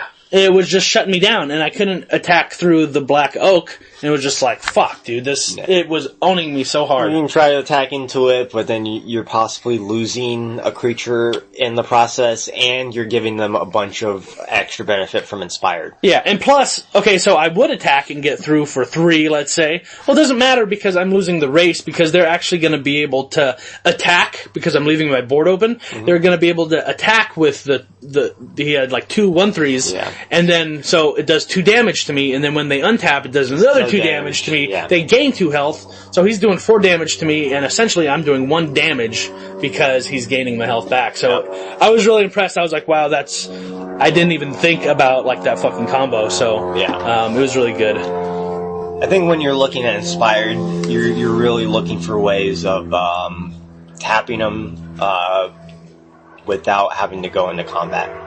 I think that's really the best way. Of course, you get the added benefit if you have an open board, or if they attack on you and they don't have any blockers. Yeah, I might as well just attack and get the Inspired triggered that way. But I think if you're really running an Inspired deck, you gotta have plenty of ways to tap them without having to go through combat. Definitely. You know what? Divination is pretty good in this slow blue. Divination is good at anything. Blue black deck. Yeah, drawing cards. Well, I didn't think it was going to be as good, because in M14 it was slow as shit. So M14 was awesome. In M14, where Opportunity was a bomb. Right. And, you'd have an archetype based off Archaeomancer, Divination, Opportunity. Yeah, so the format was so slow that Divination was one of the best fucking commons, in blue. And now it's, obviously with Theros being much faster than M14, and then throwing Born of the Gods into the mix, Divination is still pretty viable. It's not like, oh my god, I'm gonna second pick this, but it because I've second picked fucking Divination plenty of times in M14, It's one of those cards that just helps you no matter what state you're in. Yeah, it's not a great, when you're behind to draw a Divination. But at any point, you're top deck and you draw a Divination, you're never like, fuck, why'd I have to draw this Divination? Why can't I draw anything else? Card advantage and limited is, silly. Yeah. But just card advantage in general in any format. Right, but it's harder in limited. Yeah. You just can't do it unless you don't have a lot of ways to draw. Yeah. But Constructed, you can make card advantage. This one, you're just like, oh, there it is, I gotta take it, Mm-hmm. I need to go draft. I am doing really well in the Triple Born of the Gods, and also... Talk about it. What? Talk about it. Just doing so well.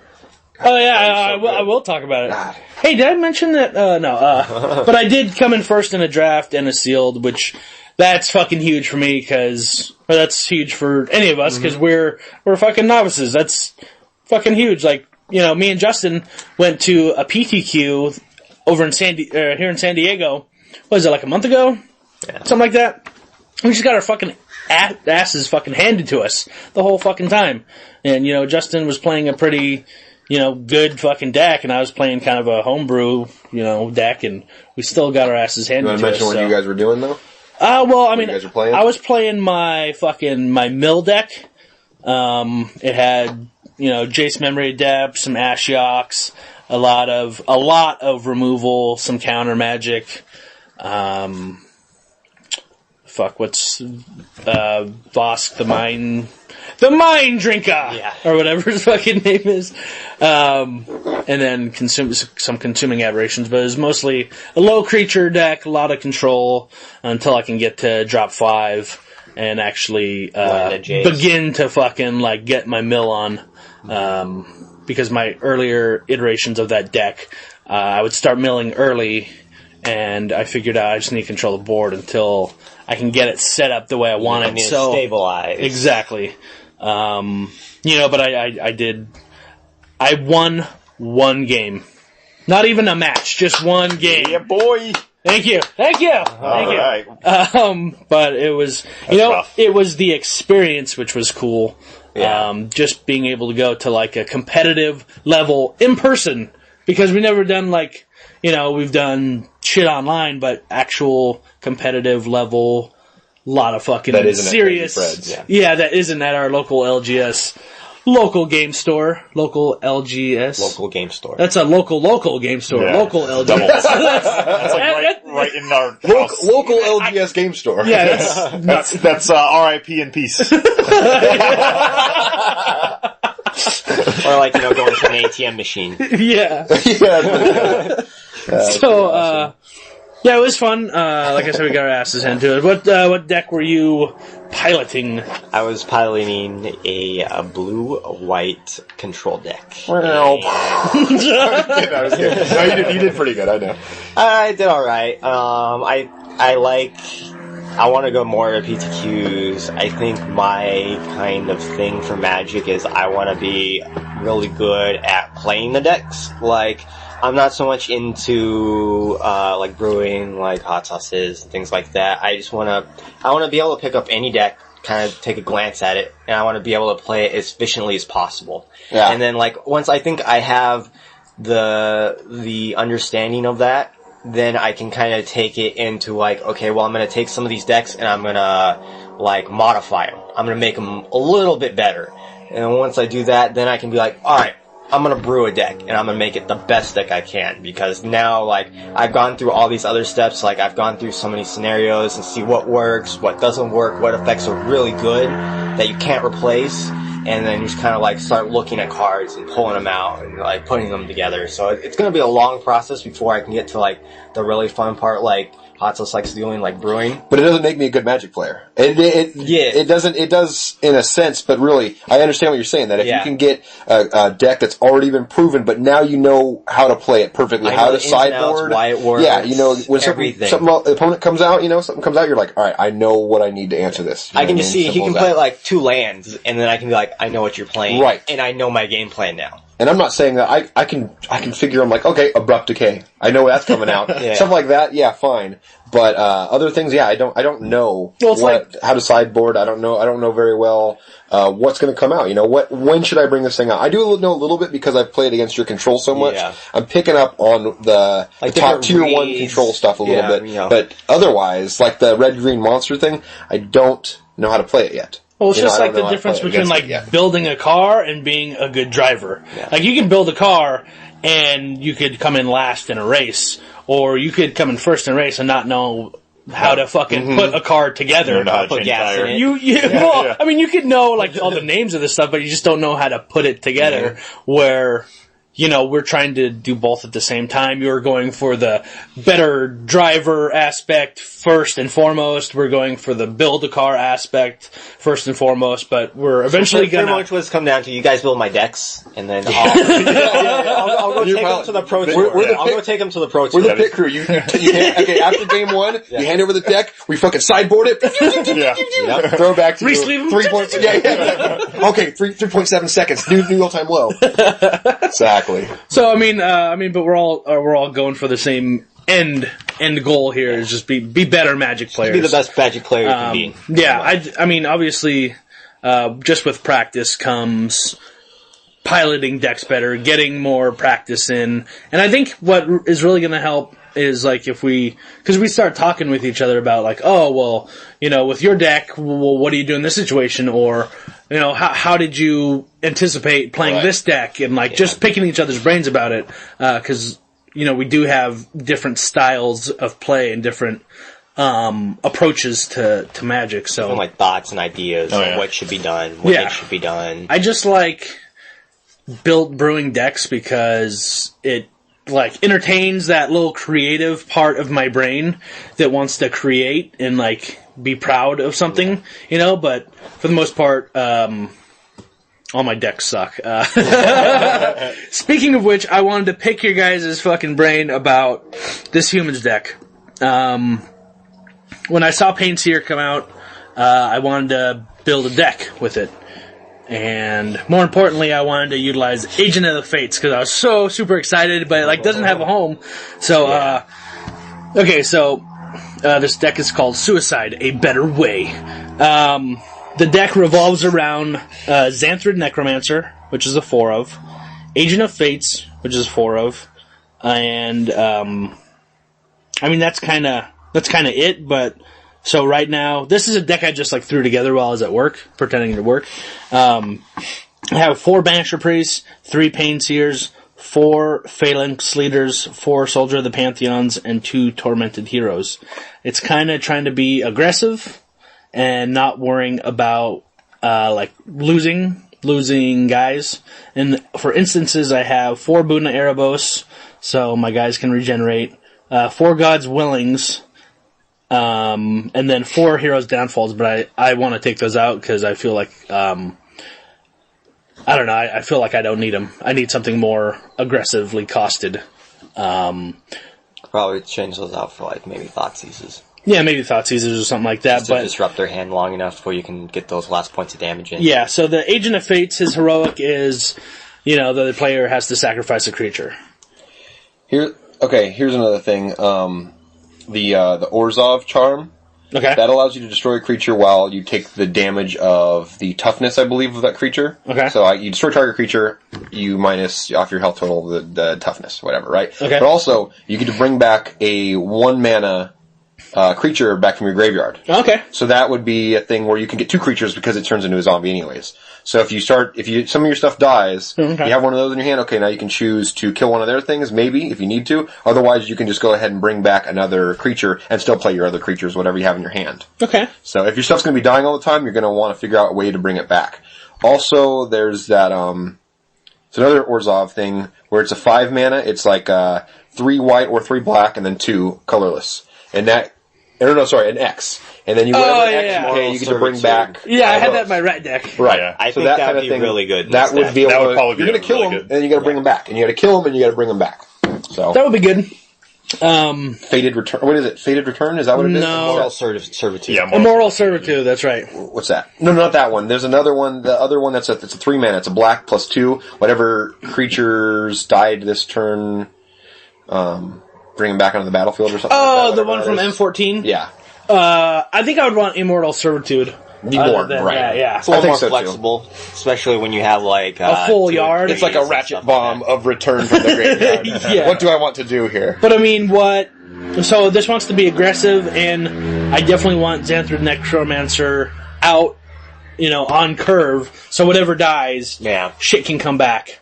And I want to be able to trigger heroic and keep shit alive with Boon of Ereboses and God's Willings. Are you playing that 1-drop that comes in tapped? See, I don't. Human? The Tormented Hero. Oh yeah, Tormented Hero. Things. I don't like really that. know. I don't think that's like it? right. Put in you're, there. you're coming in on one drop, and he comes in and he doesn't attack till I'd much turn rather 2. play Soldier of the Pantheon. Well, I have 4 Soldier of the Pantheons in here. Have you I'd thought much rather about? play that Well, than- I don't know if you want to do like. Well, Catholic that or would be something like the that. only one drop. I don't How aggro are you trying to get? I don't like Phanex Leader, by the way. I want everything to. Yeah. I want my curve to top out at 3.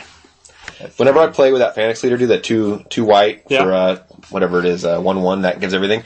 It never triggers right. It never hits off. I never get enough value out of it. For 2, I would rather just be reliable. I have 4 of them, but I keep taking them out. I'm like, God, this thing's never working right. It never does enough.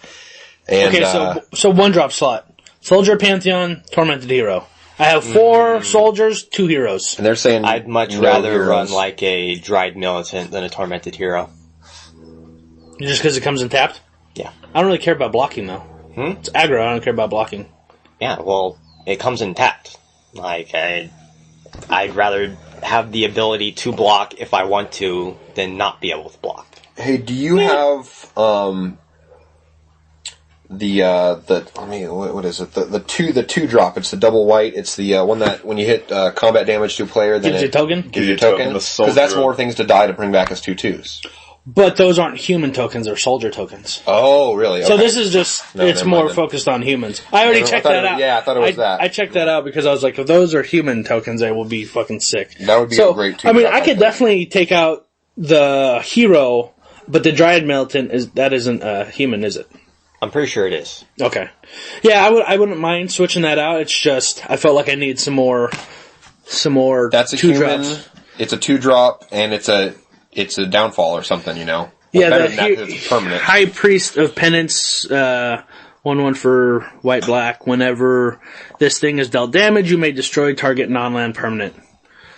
Yeah, it's just not like... It's not aggro though. It's not aggro. But it is- It's it more is like like a stopping removal, the though. board. Because Yeah. I also had in here for a minute the 3-drop, the 2/1, where you can get an instant or sorcery out of their hand. I forget what it's called. You know? Sin Collector. Sin Collector. Yeah. And it didn't fit. Didn't do it? Okay. It didn't fit. Fair enough. And also I had the 3 I had in the a deck like that. I had the Cartel Aristocrat, Yeah. which I mean when I sack a creature, he gains protection, and plus that creature turns into a zombie. What's the? Isn't there like a Tide Drinker or something like that? That's it has lifelink.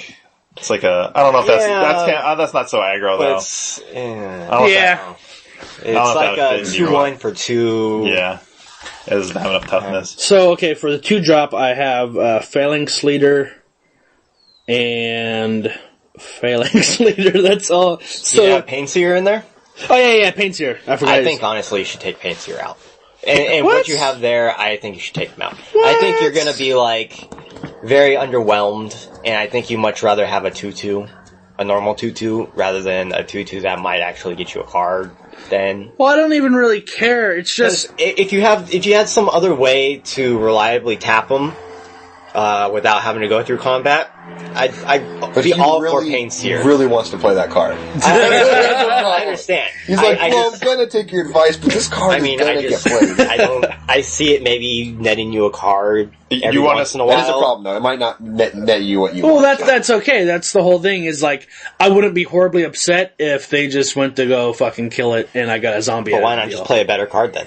Do you, What better 2-drop is there? do you want to stick with like white, Probably a lot white of red? You don't. I mean white black. You don't want to like play red or anything like No, that. if someone would play red, there's already, Because set. If you're going red. black really red, you good. gotta play Rakdos Return. Yeah, Yeah. Rakdos Return, like Ash Zealot, which is a red colorless. I mean, I already looked at the humans in red. I mean, there's a lot of humans in red, but I just felt like this, with all the triggers, like God's Willing. God's Willing is a big part of this deck.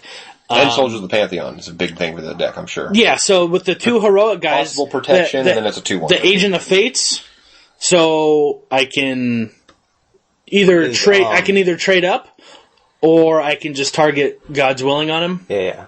I know you're about, but like Precinct Captain. He's a Precinct human, right? captain's actually- That's the one I was talking about, but it doesn't make human tokens. No, but you Okay. don't still worry great- about the tokens. it's still a great I'm card. just worried Still a about card. the initial card being a human, because at least I still get value off of that. Right. And I still get added value from attack. I agree with you. I think it should still go in. I think it's like the best take out 2 drop. Painseer, put in Precinct Captain. All white weenies run Precinct Captain. Yeah. It's like, that's how good of a card for a white weenie Because aggro you get shell. first strike, so now your combat's that much better. Right. You get added value, which your Painseer is doing, but you get these in terms of tokens, so actual creatures Okay. and things like that. I just think that Painseer needs a reliable way to tap without combat, or else you're just going to be underwhelmed. I think you should try it and see if you're going to be racing yourself a little bit too. You know what I mean? When that thing comes untapped, you draw the card and then you lose the mana. And I know you're going to lose a little bit, but you're still You going to mean the life? What's that? Lose the life. life. I'm sorry. Yeah, you're going to lose the life, and your creatures are going to be tapped because you're attacking aggressively. Yeah. So they're going to be able to get in while you're losing life on your own. You might be beating yourself a little bit too. So the whole reason I wanted Painseer in here is because it's an aggressive deck, and aggressive decks tend to Use life as their... play their hand out, Oh, yeah. and then not have anything left. And so I didn't want to actually put a slot in here for card draw. So I thought, okay, I can put Painseer in. Right. He's a human, so if he dies, whatever, he can turn into a zombie.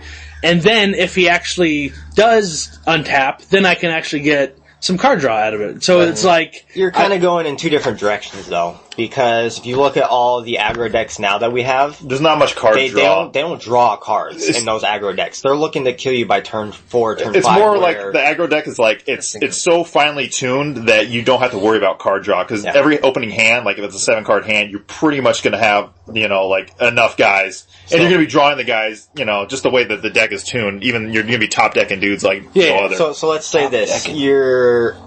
You're an aggressive deck with card draw. You're only going to want a card draw when you're at turn 5, 6, 7. Later on, when you actually need to fill your hand with some gas. Yeah. But if you're going to that point anyways, You might have already you lost might by as well now. not play aggro. You might as well play control or mid-range. Well, the thing is, I'm going to build up Because you Build unload up- your hand, build up my you little strike army. in, and you kill them. my army with Phalanx Leader. Yeah. But then again, And you get- also have your card advantage through Xanthid Necromancer. Because you don't have to play another card to get another creature on the board, which it's already going to be a 2/2 to begin with. That's true. Yeah, I don't know. I personally don't. I'm definitely going to try and play him, but the Precinct Captain was the other 2-drop I was looking at. Just so it could bring out guys. I just don't know how Painseer is like. I just don't feel like it's that. It's trying to be like Bob, the Dark Confidant, but it's just not. I don't think it's for But aggro. there's deck not really. going to be a lot of guys in my way when I have Agent of the Fates and Banisher Priest. I'm running 4 of each. So my whole thing is to try and get guys out of the way. But what if you're running against another White X Winnie deck? Or an aggro deck that wants that curves out like a lot that better. was, or like the least a little mono bit. blue deck. Azorius Arrestor, alright. yeah, When that's it a good enters the one. battlefield, detain target creature and opponent controls. It's a 2/1 for 2. But that's not bad at all. That's not. It's good in the late game. considering. It's good draw in the late game. But like, I definitely want to take out Hero's Downfall because I just don't think it fits. I need quick, instant, small casting. What about costs. Boros Elite? The battalion to get turn into a 3/3. You need Doomblades. attacking. Doomblades. Doomblades? Yeah, I was kind of thinking those guys. I want guys who kind of be good on their own and not have to rely on. Another thing. This is a card that I was playing before. Man, this thing does work. Oh yeah. If it gets Daring in, Skyjack? that thing is Daring shit, Skyjack. dude. It's a real good. I mean, you are missing out on like the system you want, the attacker, combo good you want a little bit. Actually, that it's a 3/1. that might dude. work. 3/1 for 2. 3/1. What else is there? It's a 3/1 3/1 for 2. It's just like that black red Rakdos one that's a 3/1 with haste. Yeah. Shred But Freak? now it's Oh, no, evasive. Shred Freak. No, Spike Jester. Yeah, instead of haste, now it's evasive. That's sick, dude. It's a sick card. Okay, I might put that in there. What is Shred Freak? Is that red or is that black? It's a red-black. Or It's black. one red, one black. So, okay, take out Painseer for. You still want to try it, though, right? That's the whole Daring point. Skyjack. I you're definitely going to want have to try to put it. it in there for a little bit to see how. I mean, it plays. I agree with you guys. I'm trying to force, even though I know that there's better stuff. So I feel like take out Tormented Hero, put in Daring Skyjack, maybe take out Painseer for Precinct Captain or Daring How about Skyjack. World Spire Worm? Is that good for this deck? I think so, if I can bring him out of the graveyard. But for instance-wise, Buna Erebos and God's Willing, they both protect my guys. But Hero's Downfall, I don't know what else I could put in that protection. How many creatures do you have in your deck? 25. How many of them are 1-drops? 4. Because the Tormented Heroes... I have 6. You need at least 8 1-drops. That's why I was trying to figure out what else to put in. There's not very many red. Right, Militant, Soldier of Pantheon. Boros, whatever it's called. I'd say like Cackler, but he's not a human. Yeah. Cackler's really good. Boros Elite. That's the one. That's the one drop? That battalion makes it a 3/3. Battalion, yeah. Nah, but I want to do damage right off the bat. Okay. I'd much rather the 2 damage right away. Okay, Yeah. fair enough. Than have to go in with 3 just to get something else. Yeah, there's not too many like black 1-drops that are aggro. You're going to have to go in white. Yeah. Yeah, definitely. So what would replace Hero's Downfall as a protective cheap instant? I would say like Doomblade or something, just to kill creatures. Or you want like something that's. I could fuck with some Doomblades, you know. But I don't think Doomblade's so good right now because it only kills target non-black creature, and a lot of people are playing black. Like, in the what meta about right that double white that it's Celestial Flare? Celestial Flare. They get like Devour Flesh, Ultimate Price. Can't talk, man. You can always run Devour Flesh, Ultimate Price. Yeah, Ultimate Price. Actually, that might work. I think I definitely have to play test, but I just want to like pick your guys' brain about it because this is a deck that I'm actually thinking about making in paper and on Moto. You could also think of taking out the downfalls and putting in a couple Spear of Heliod's. It's a way to remove a creature if you need to. It's not going to take out a Storm Breath. Yeah. Doesn't that give you +1? It's going to pump all your guys. Pumps all your guys, and then you can leave. That'll be your. It's also going to pump your tapped, zombies. it'll leave. You're going to have 3/3 zombies instead of 2/2 zombies. Okay. That'd be cool. If you could attack with your mana still untapped, right? Yeah. You can attack all your guys. All your shit's tapped out. Now, when he attacks, you're gonna have to kill one of those things. You got 3 mana sitting there. You're like, come on at me. I'm gonna hit you again next turn, but I'm gonna leave it. All my shit's all gonna be tapped, and then you're gonna take a creature each turn. So take out the 4 downfalls. Put 2 spears. And then put 2 something else. Some other removal. Xanthered Necromancer says it has to die or it just leaves the battlefield. It says... Because I can't remember off the top of my head. Dies. When it dies. Yeah. Okay. So I was trying to think of like some cool like little shenanigans you probably could have done with like Whip. But that's you're exiling, not that's a tough aggro brew though. I mean yeah. I feel like if you're trying to go aggro, I mean it's like it seems good, like, but White Weenie does a lot of things. You need like 8 1-drops and you need like 12 2-drops. Yeah. To reliably curve out 1, 2, 3. Yeah. I thought humans could be a thing, and not... It's not that I wanted to base the deck around Painseer, but seeing Painseer made me think, where the fuck is this card going to go? What deck is it going to belong? I don't think it has a home anytime soon. Exactly, like and this was the only deck I could think of, like a humans deck. That was the only place. That's what made me want to build it. One guy you played with the defender that taps things, and he was playing it where he can gain life as well. Yeah. I think you pair those 3 cards together, you kind of have something going there. Have like a... control-y... Yeah, like a Demir, I draw a lot of cards, I drain you, I gain a lot of life. It's kind of like what blue-white control deck's kind of doing, but you're breaking down a Sphinx's Rev and, down into a couple cards. What I miss? Oh, dude, we totally solved AIDS. Oh, no. Oh, man. Damn it. All right, yeah. Like I said, That's a good start. I mean, you gotta have to maybe just, I'm gonna have to play test it, but definitely I'm gonna try and switch out some whites. You can either throw the Siren Song Lyre on your Painseer. You have a way to tap something down, and you have card advantage. That's a lot of mana, though, to get it. 2 to equip, 2 to bring it out, 2 to equip, and 2 to tap. Too slow. That's a limited card for sure. Like, definitely for Inspired. Paying 4 mana to draw one card. No, that's a pretty strong mana. effect. 6 mana to draw one. Two. To draw one card and lose life. I'll let you pay 6 mana to do that. Well, you're also tapping a creature down, too. So, Yeah. I mean, there is that benefit. And then I'm just like, hero's follower, man. That's funny. I mean, do we have anything else we want to talk about? Maybe some speculations on some card prices, what we think is going to go up, go down, what we're looking to drop so we can pick up. Anything? Buy more lands. Shock lands, all the shock lands. Before rotation, I plan on buying all the shock lands. I have all the scry lands right now. Yeah, I think, shock land's a good bet. And Buy, the Cursor of Crucifix, that's always a good Cursor already spiking right I'm now. pissed that I traded it to Hot Sauce, right? Yeah, right off the 3. bat. Oh, no. I think I am Cursor's playing good. 3. I think Spirit of the Labyrinth is going to be a good one as it starts picking up more play in Legacy. Because that's where the true power of that card's really brought out. So funny. The true power. Well, it's, you have a card against, it's good against Sphinx's Rev because, you make it so they can't draw cards, they'll get into life. But,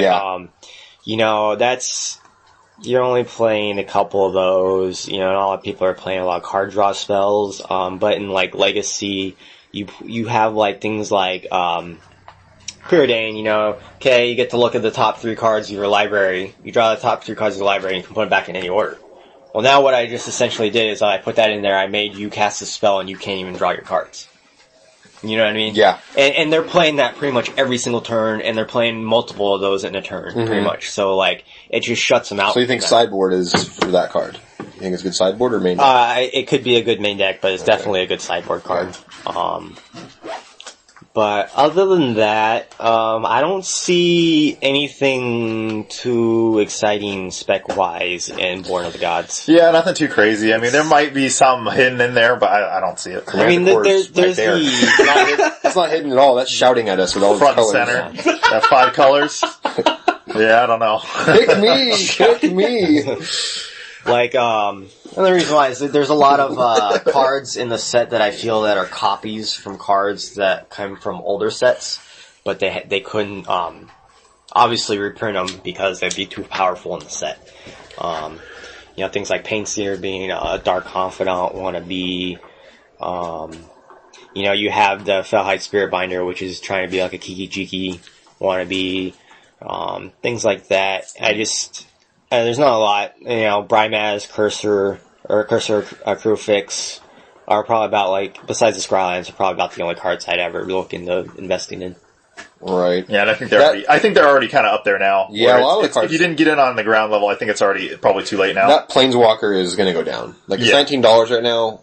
$19. Yeah, well, all of them are really hyped right now. 30, right? It was or maybe 30. that was on Moto. But that was pre-release. That was pre-release. It wasn't Okay. when it actually came out. It was down to 22. Because on Moto, only- I was hoping to crazy, pull man. one on Moto just so I could fucking sell it. Yeah, dude. I know we talked about it a little bit, but it's really $20. Come on, it's not changing the game like that. It just isn't doing that to me. I've only seen one pro run a deck within it, and that was a Bance Walker's deck where it was blue, white, green, and they played just a bunch of Planeswalkers. Yeah, I just saw and somebody controlled the board.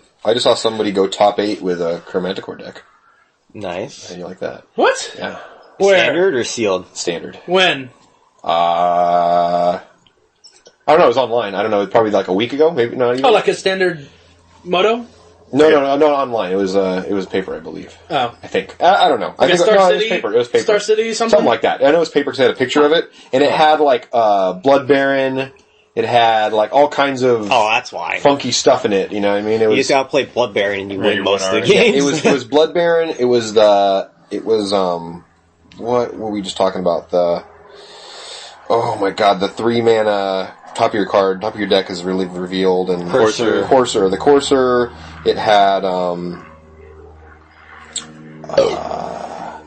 man, I can't really think of the rest of it. Anyways, I was watching them play it, and Sounds it interesting, seemed though. alright, yeah. Yeah. And they're doing alright. Yeah. It's good. Yeah, I'll have to see what the next was Into the Nyx Fluker brings. knows. Journey in the Nyx.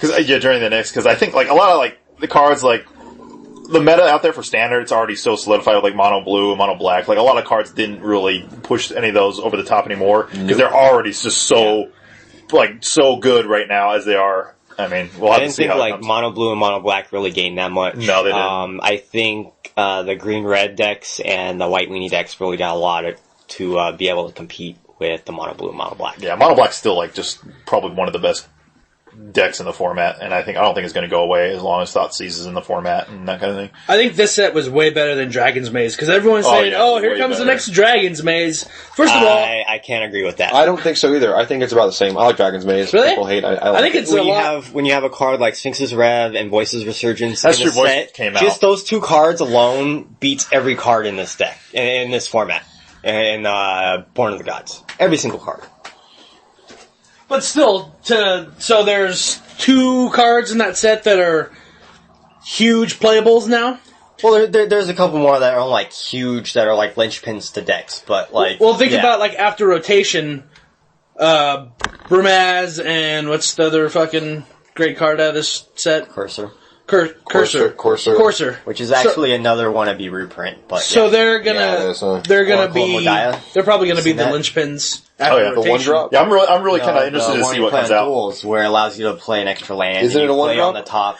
No, it's like a 2 or 3 drop. Oh, is it? Oh, Yeah. it was one. Okay. Regardless, I'm having a lot more fun drafting this than I did with fucking I think the overall general level... Dragon's Maze. The overall general level of Born of the Gods is better than Dragon's Maze, but I think Dragon's Maze is better just for Voice of Resurgence and Sphinx's Revelation. Meh. Wait, Sphinx's Revelation, is that the one that's the instant, the blue-white instant? That's not Ravnica? That's Dragon's Ravnica. Maze. Yeah, Sphinx's is Ravnica. I'm pretty sure. But, yeah, I mean... Dragon's Maze. I'm pretty sure it's Ravnica. But anyways, Anyway. I'm ready to play some standard. How about you guys? Yeah. We're fucking 2 hours and 17 minutes into this we are motherfucker. deep into this fucker. I'm kind of ready for you guys to go home, actually. Go to bed now. Yeah, I gotta jerk off. I got an appointment. Dude, my girlfriend just left. I gotta go jerk off real fast. Take a nap. So we were supposed to play a sealed, one of the Return to Ravnica block, one of each. So Return to Ravnica, Dragon's Maze, Gate Crash, and then we're gonna do M14, Theros, and Born of the Gods, all on a sealed pool, one of each. But unfortunately, we don't have time to do that today, so we're just gonna do some standard. I have some Commander. Maybe some Commander. I haven't played my Mildake in my Mildake. I haven't played my Mildake in a while. By the beach, man. Mildake. By the beach boy. So yeah, we're just gonna get down some standard, and hopefully next time we podcast, we'll do the sealed afterwards. We're shooting for next weekend for that. So, you know what? If I am still half a retard and I can't figure out how to upload this to MTG Cast, we are putting all these episodes on YouTube. So, you know what? Look up If Lands Could Kill on YouTube. We have a Facebook page, I believe. All of these things aren't really fleshed out yet. Yeah, we just created them. There's not really any great graphics or anything. What I'm shooting for is a website where we can start hosting these by the next podcast whenever it comes out.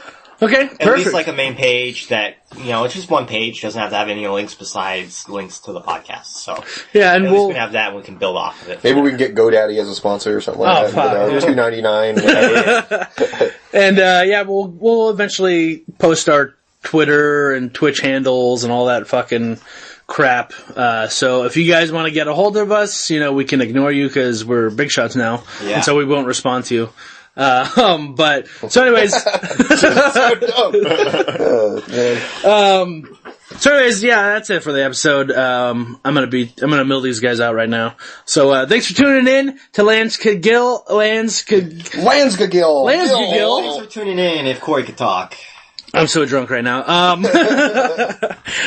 Big shout out to MTG Cast and to Chewy for really helping out with all the mishaps that are getting us going. All the mishaps that I'm running into. So yeah, thanks for tuning in. This is Knife City. Ryke. Aquickness. Hot sauce. And we'll check you guys later. Peace.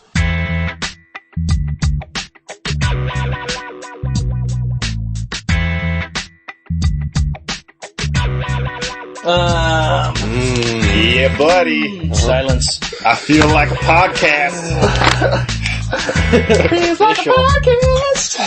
Alright, make sure we have the mythic spoiler up. My crotch is itchy. I hope it's not crabs. Testes. 1, 2, Unique 3. New York. Yeah, unique.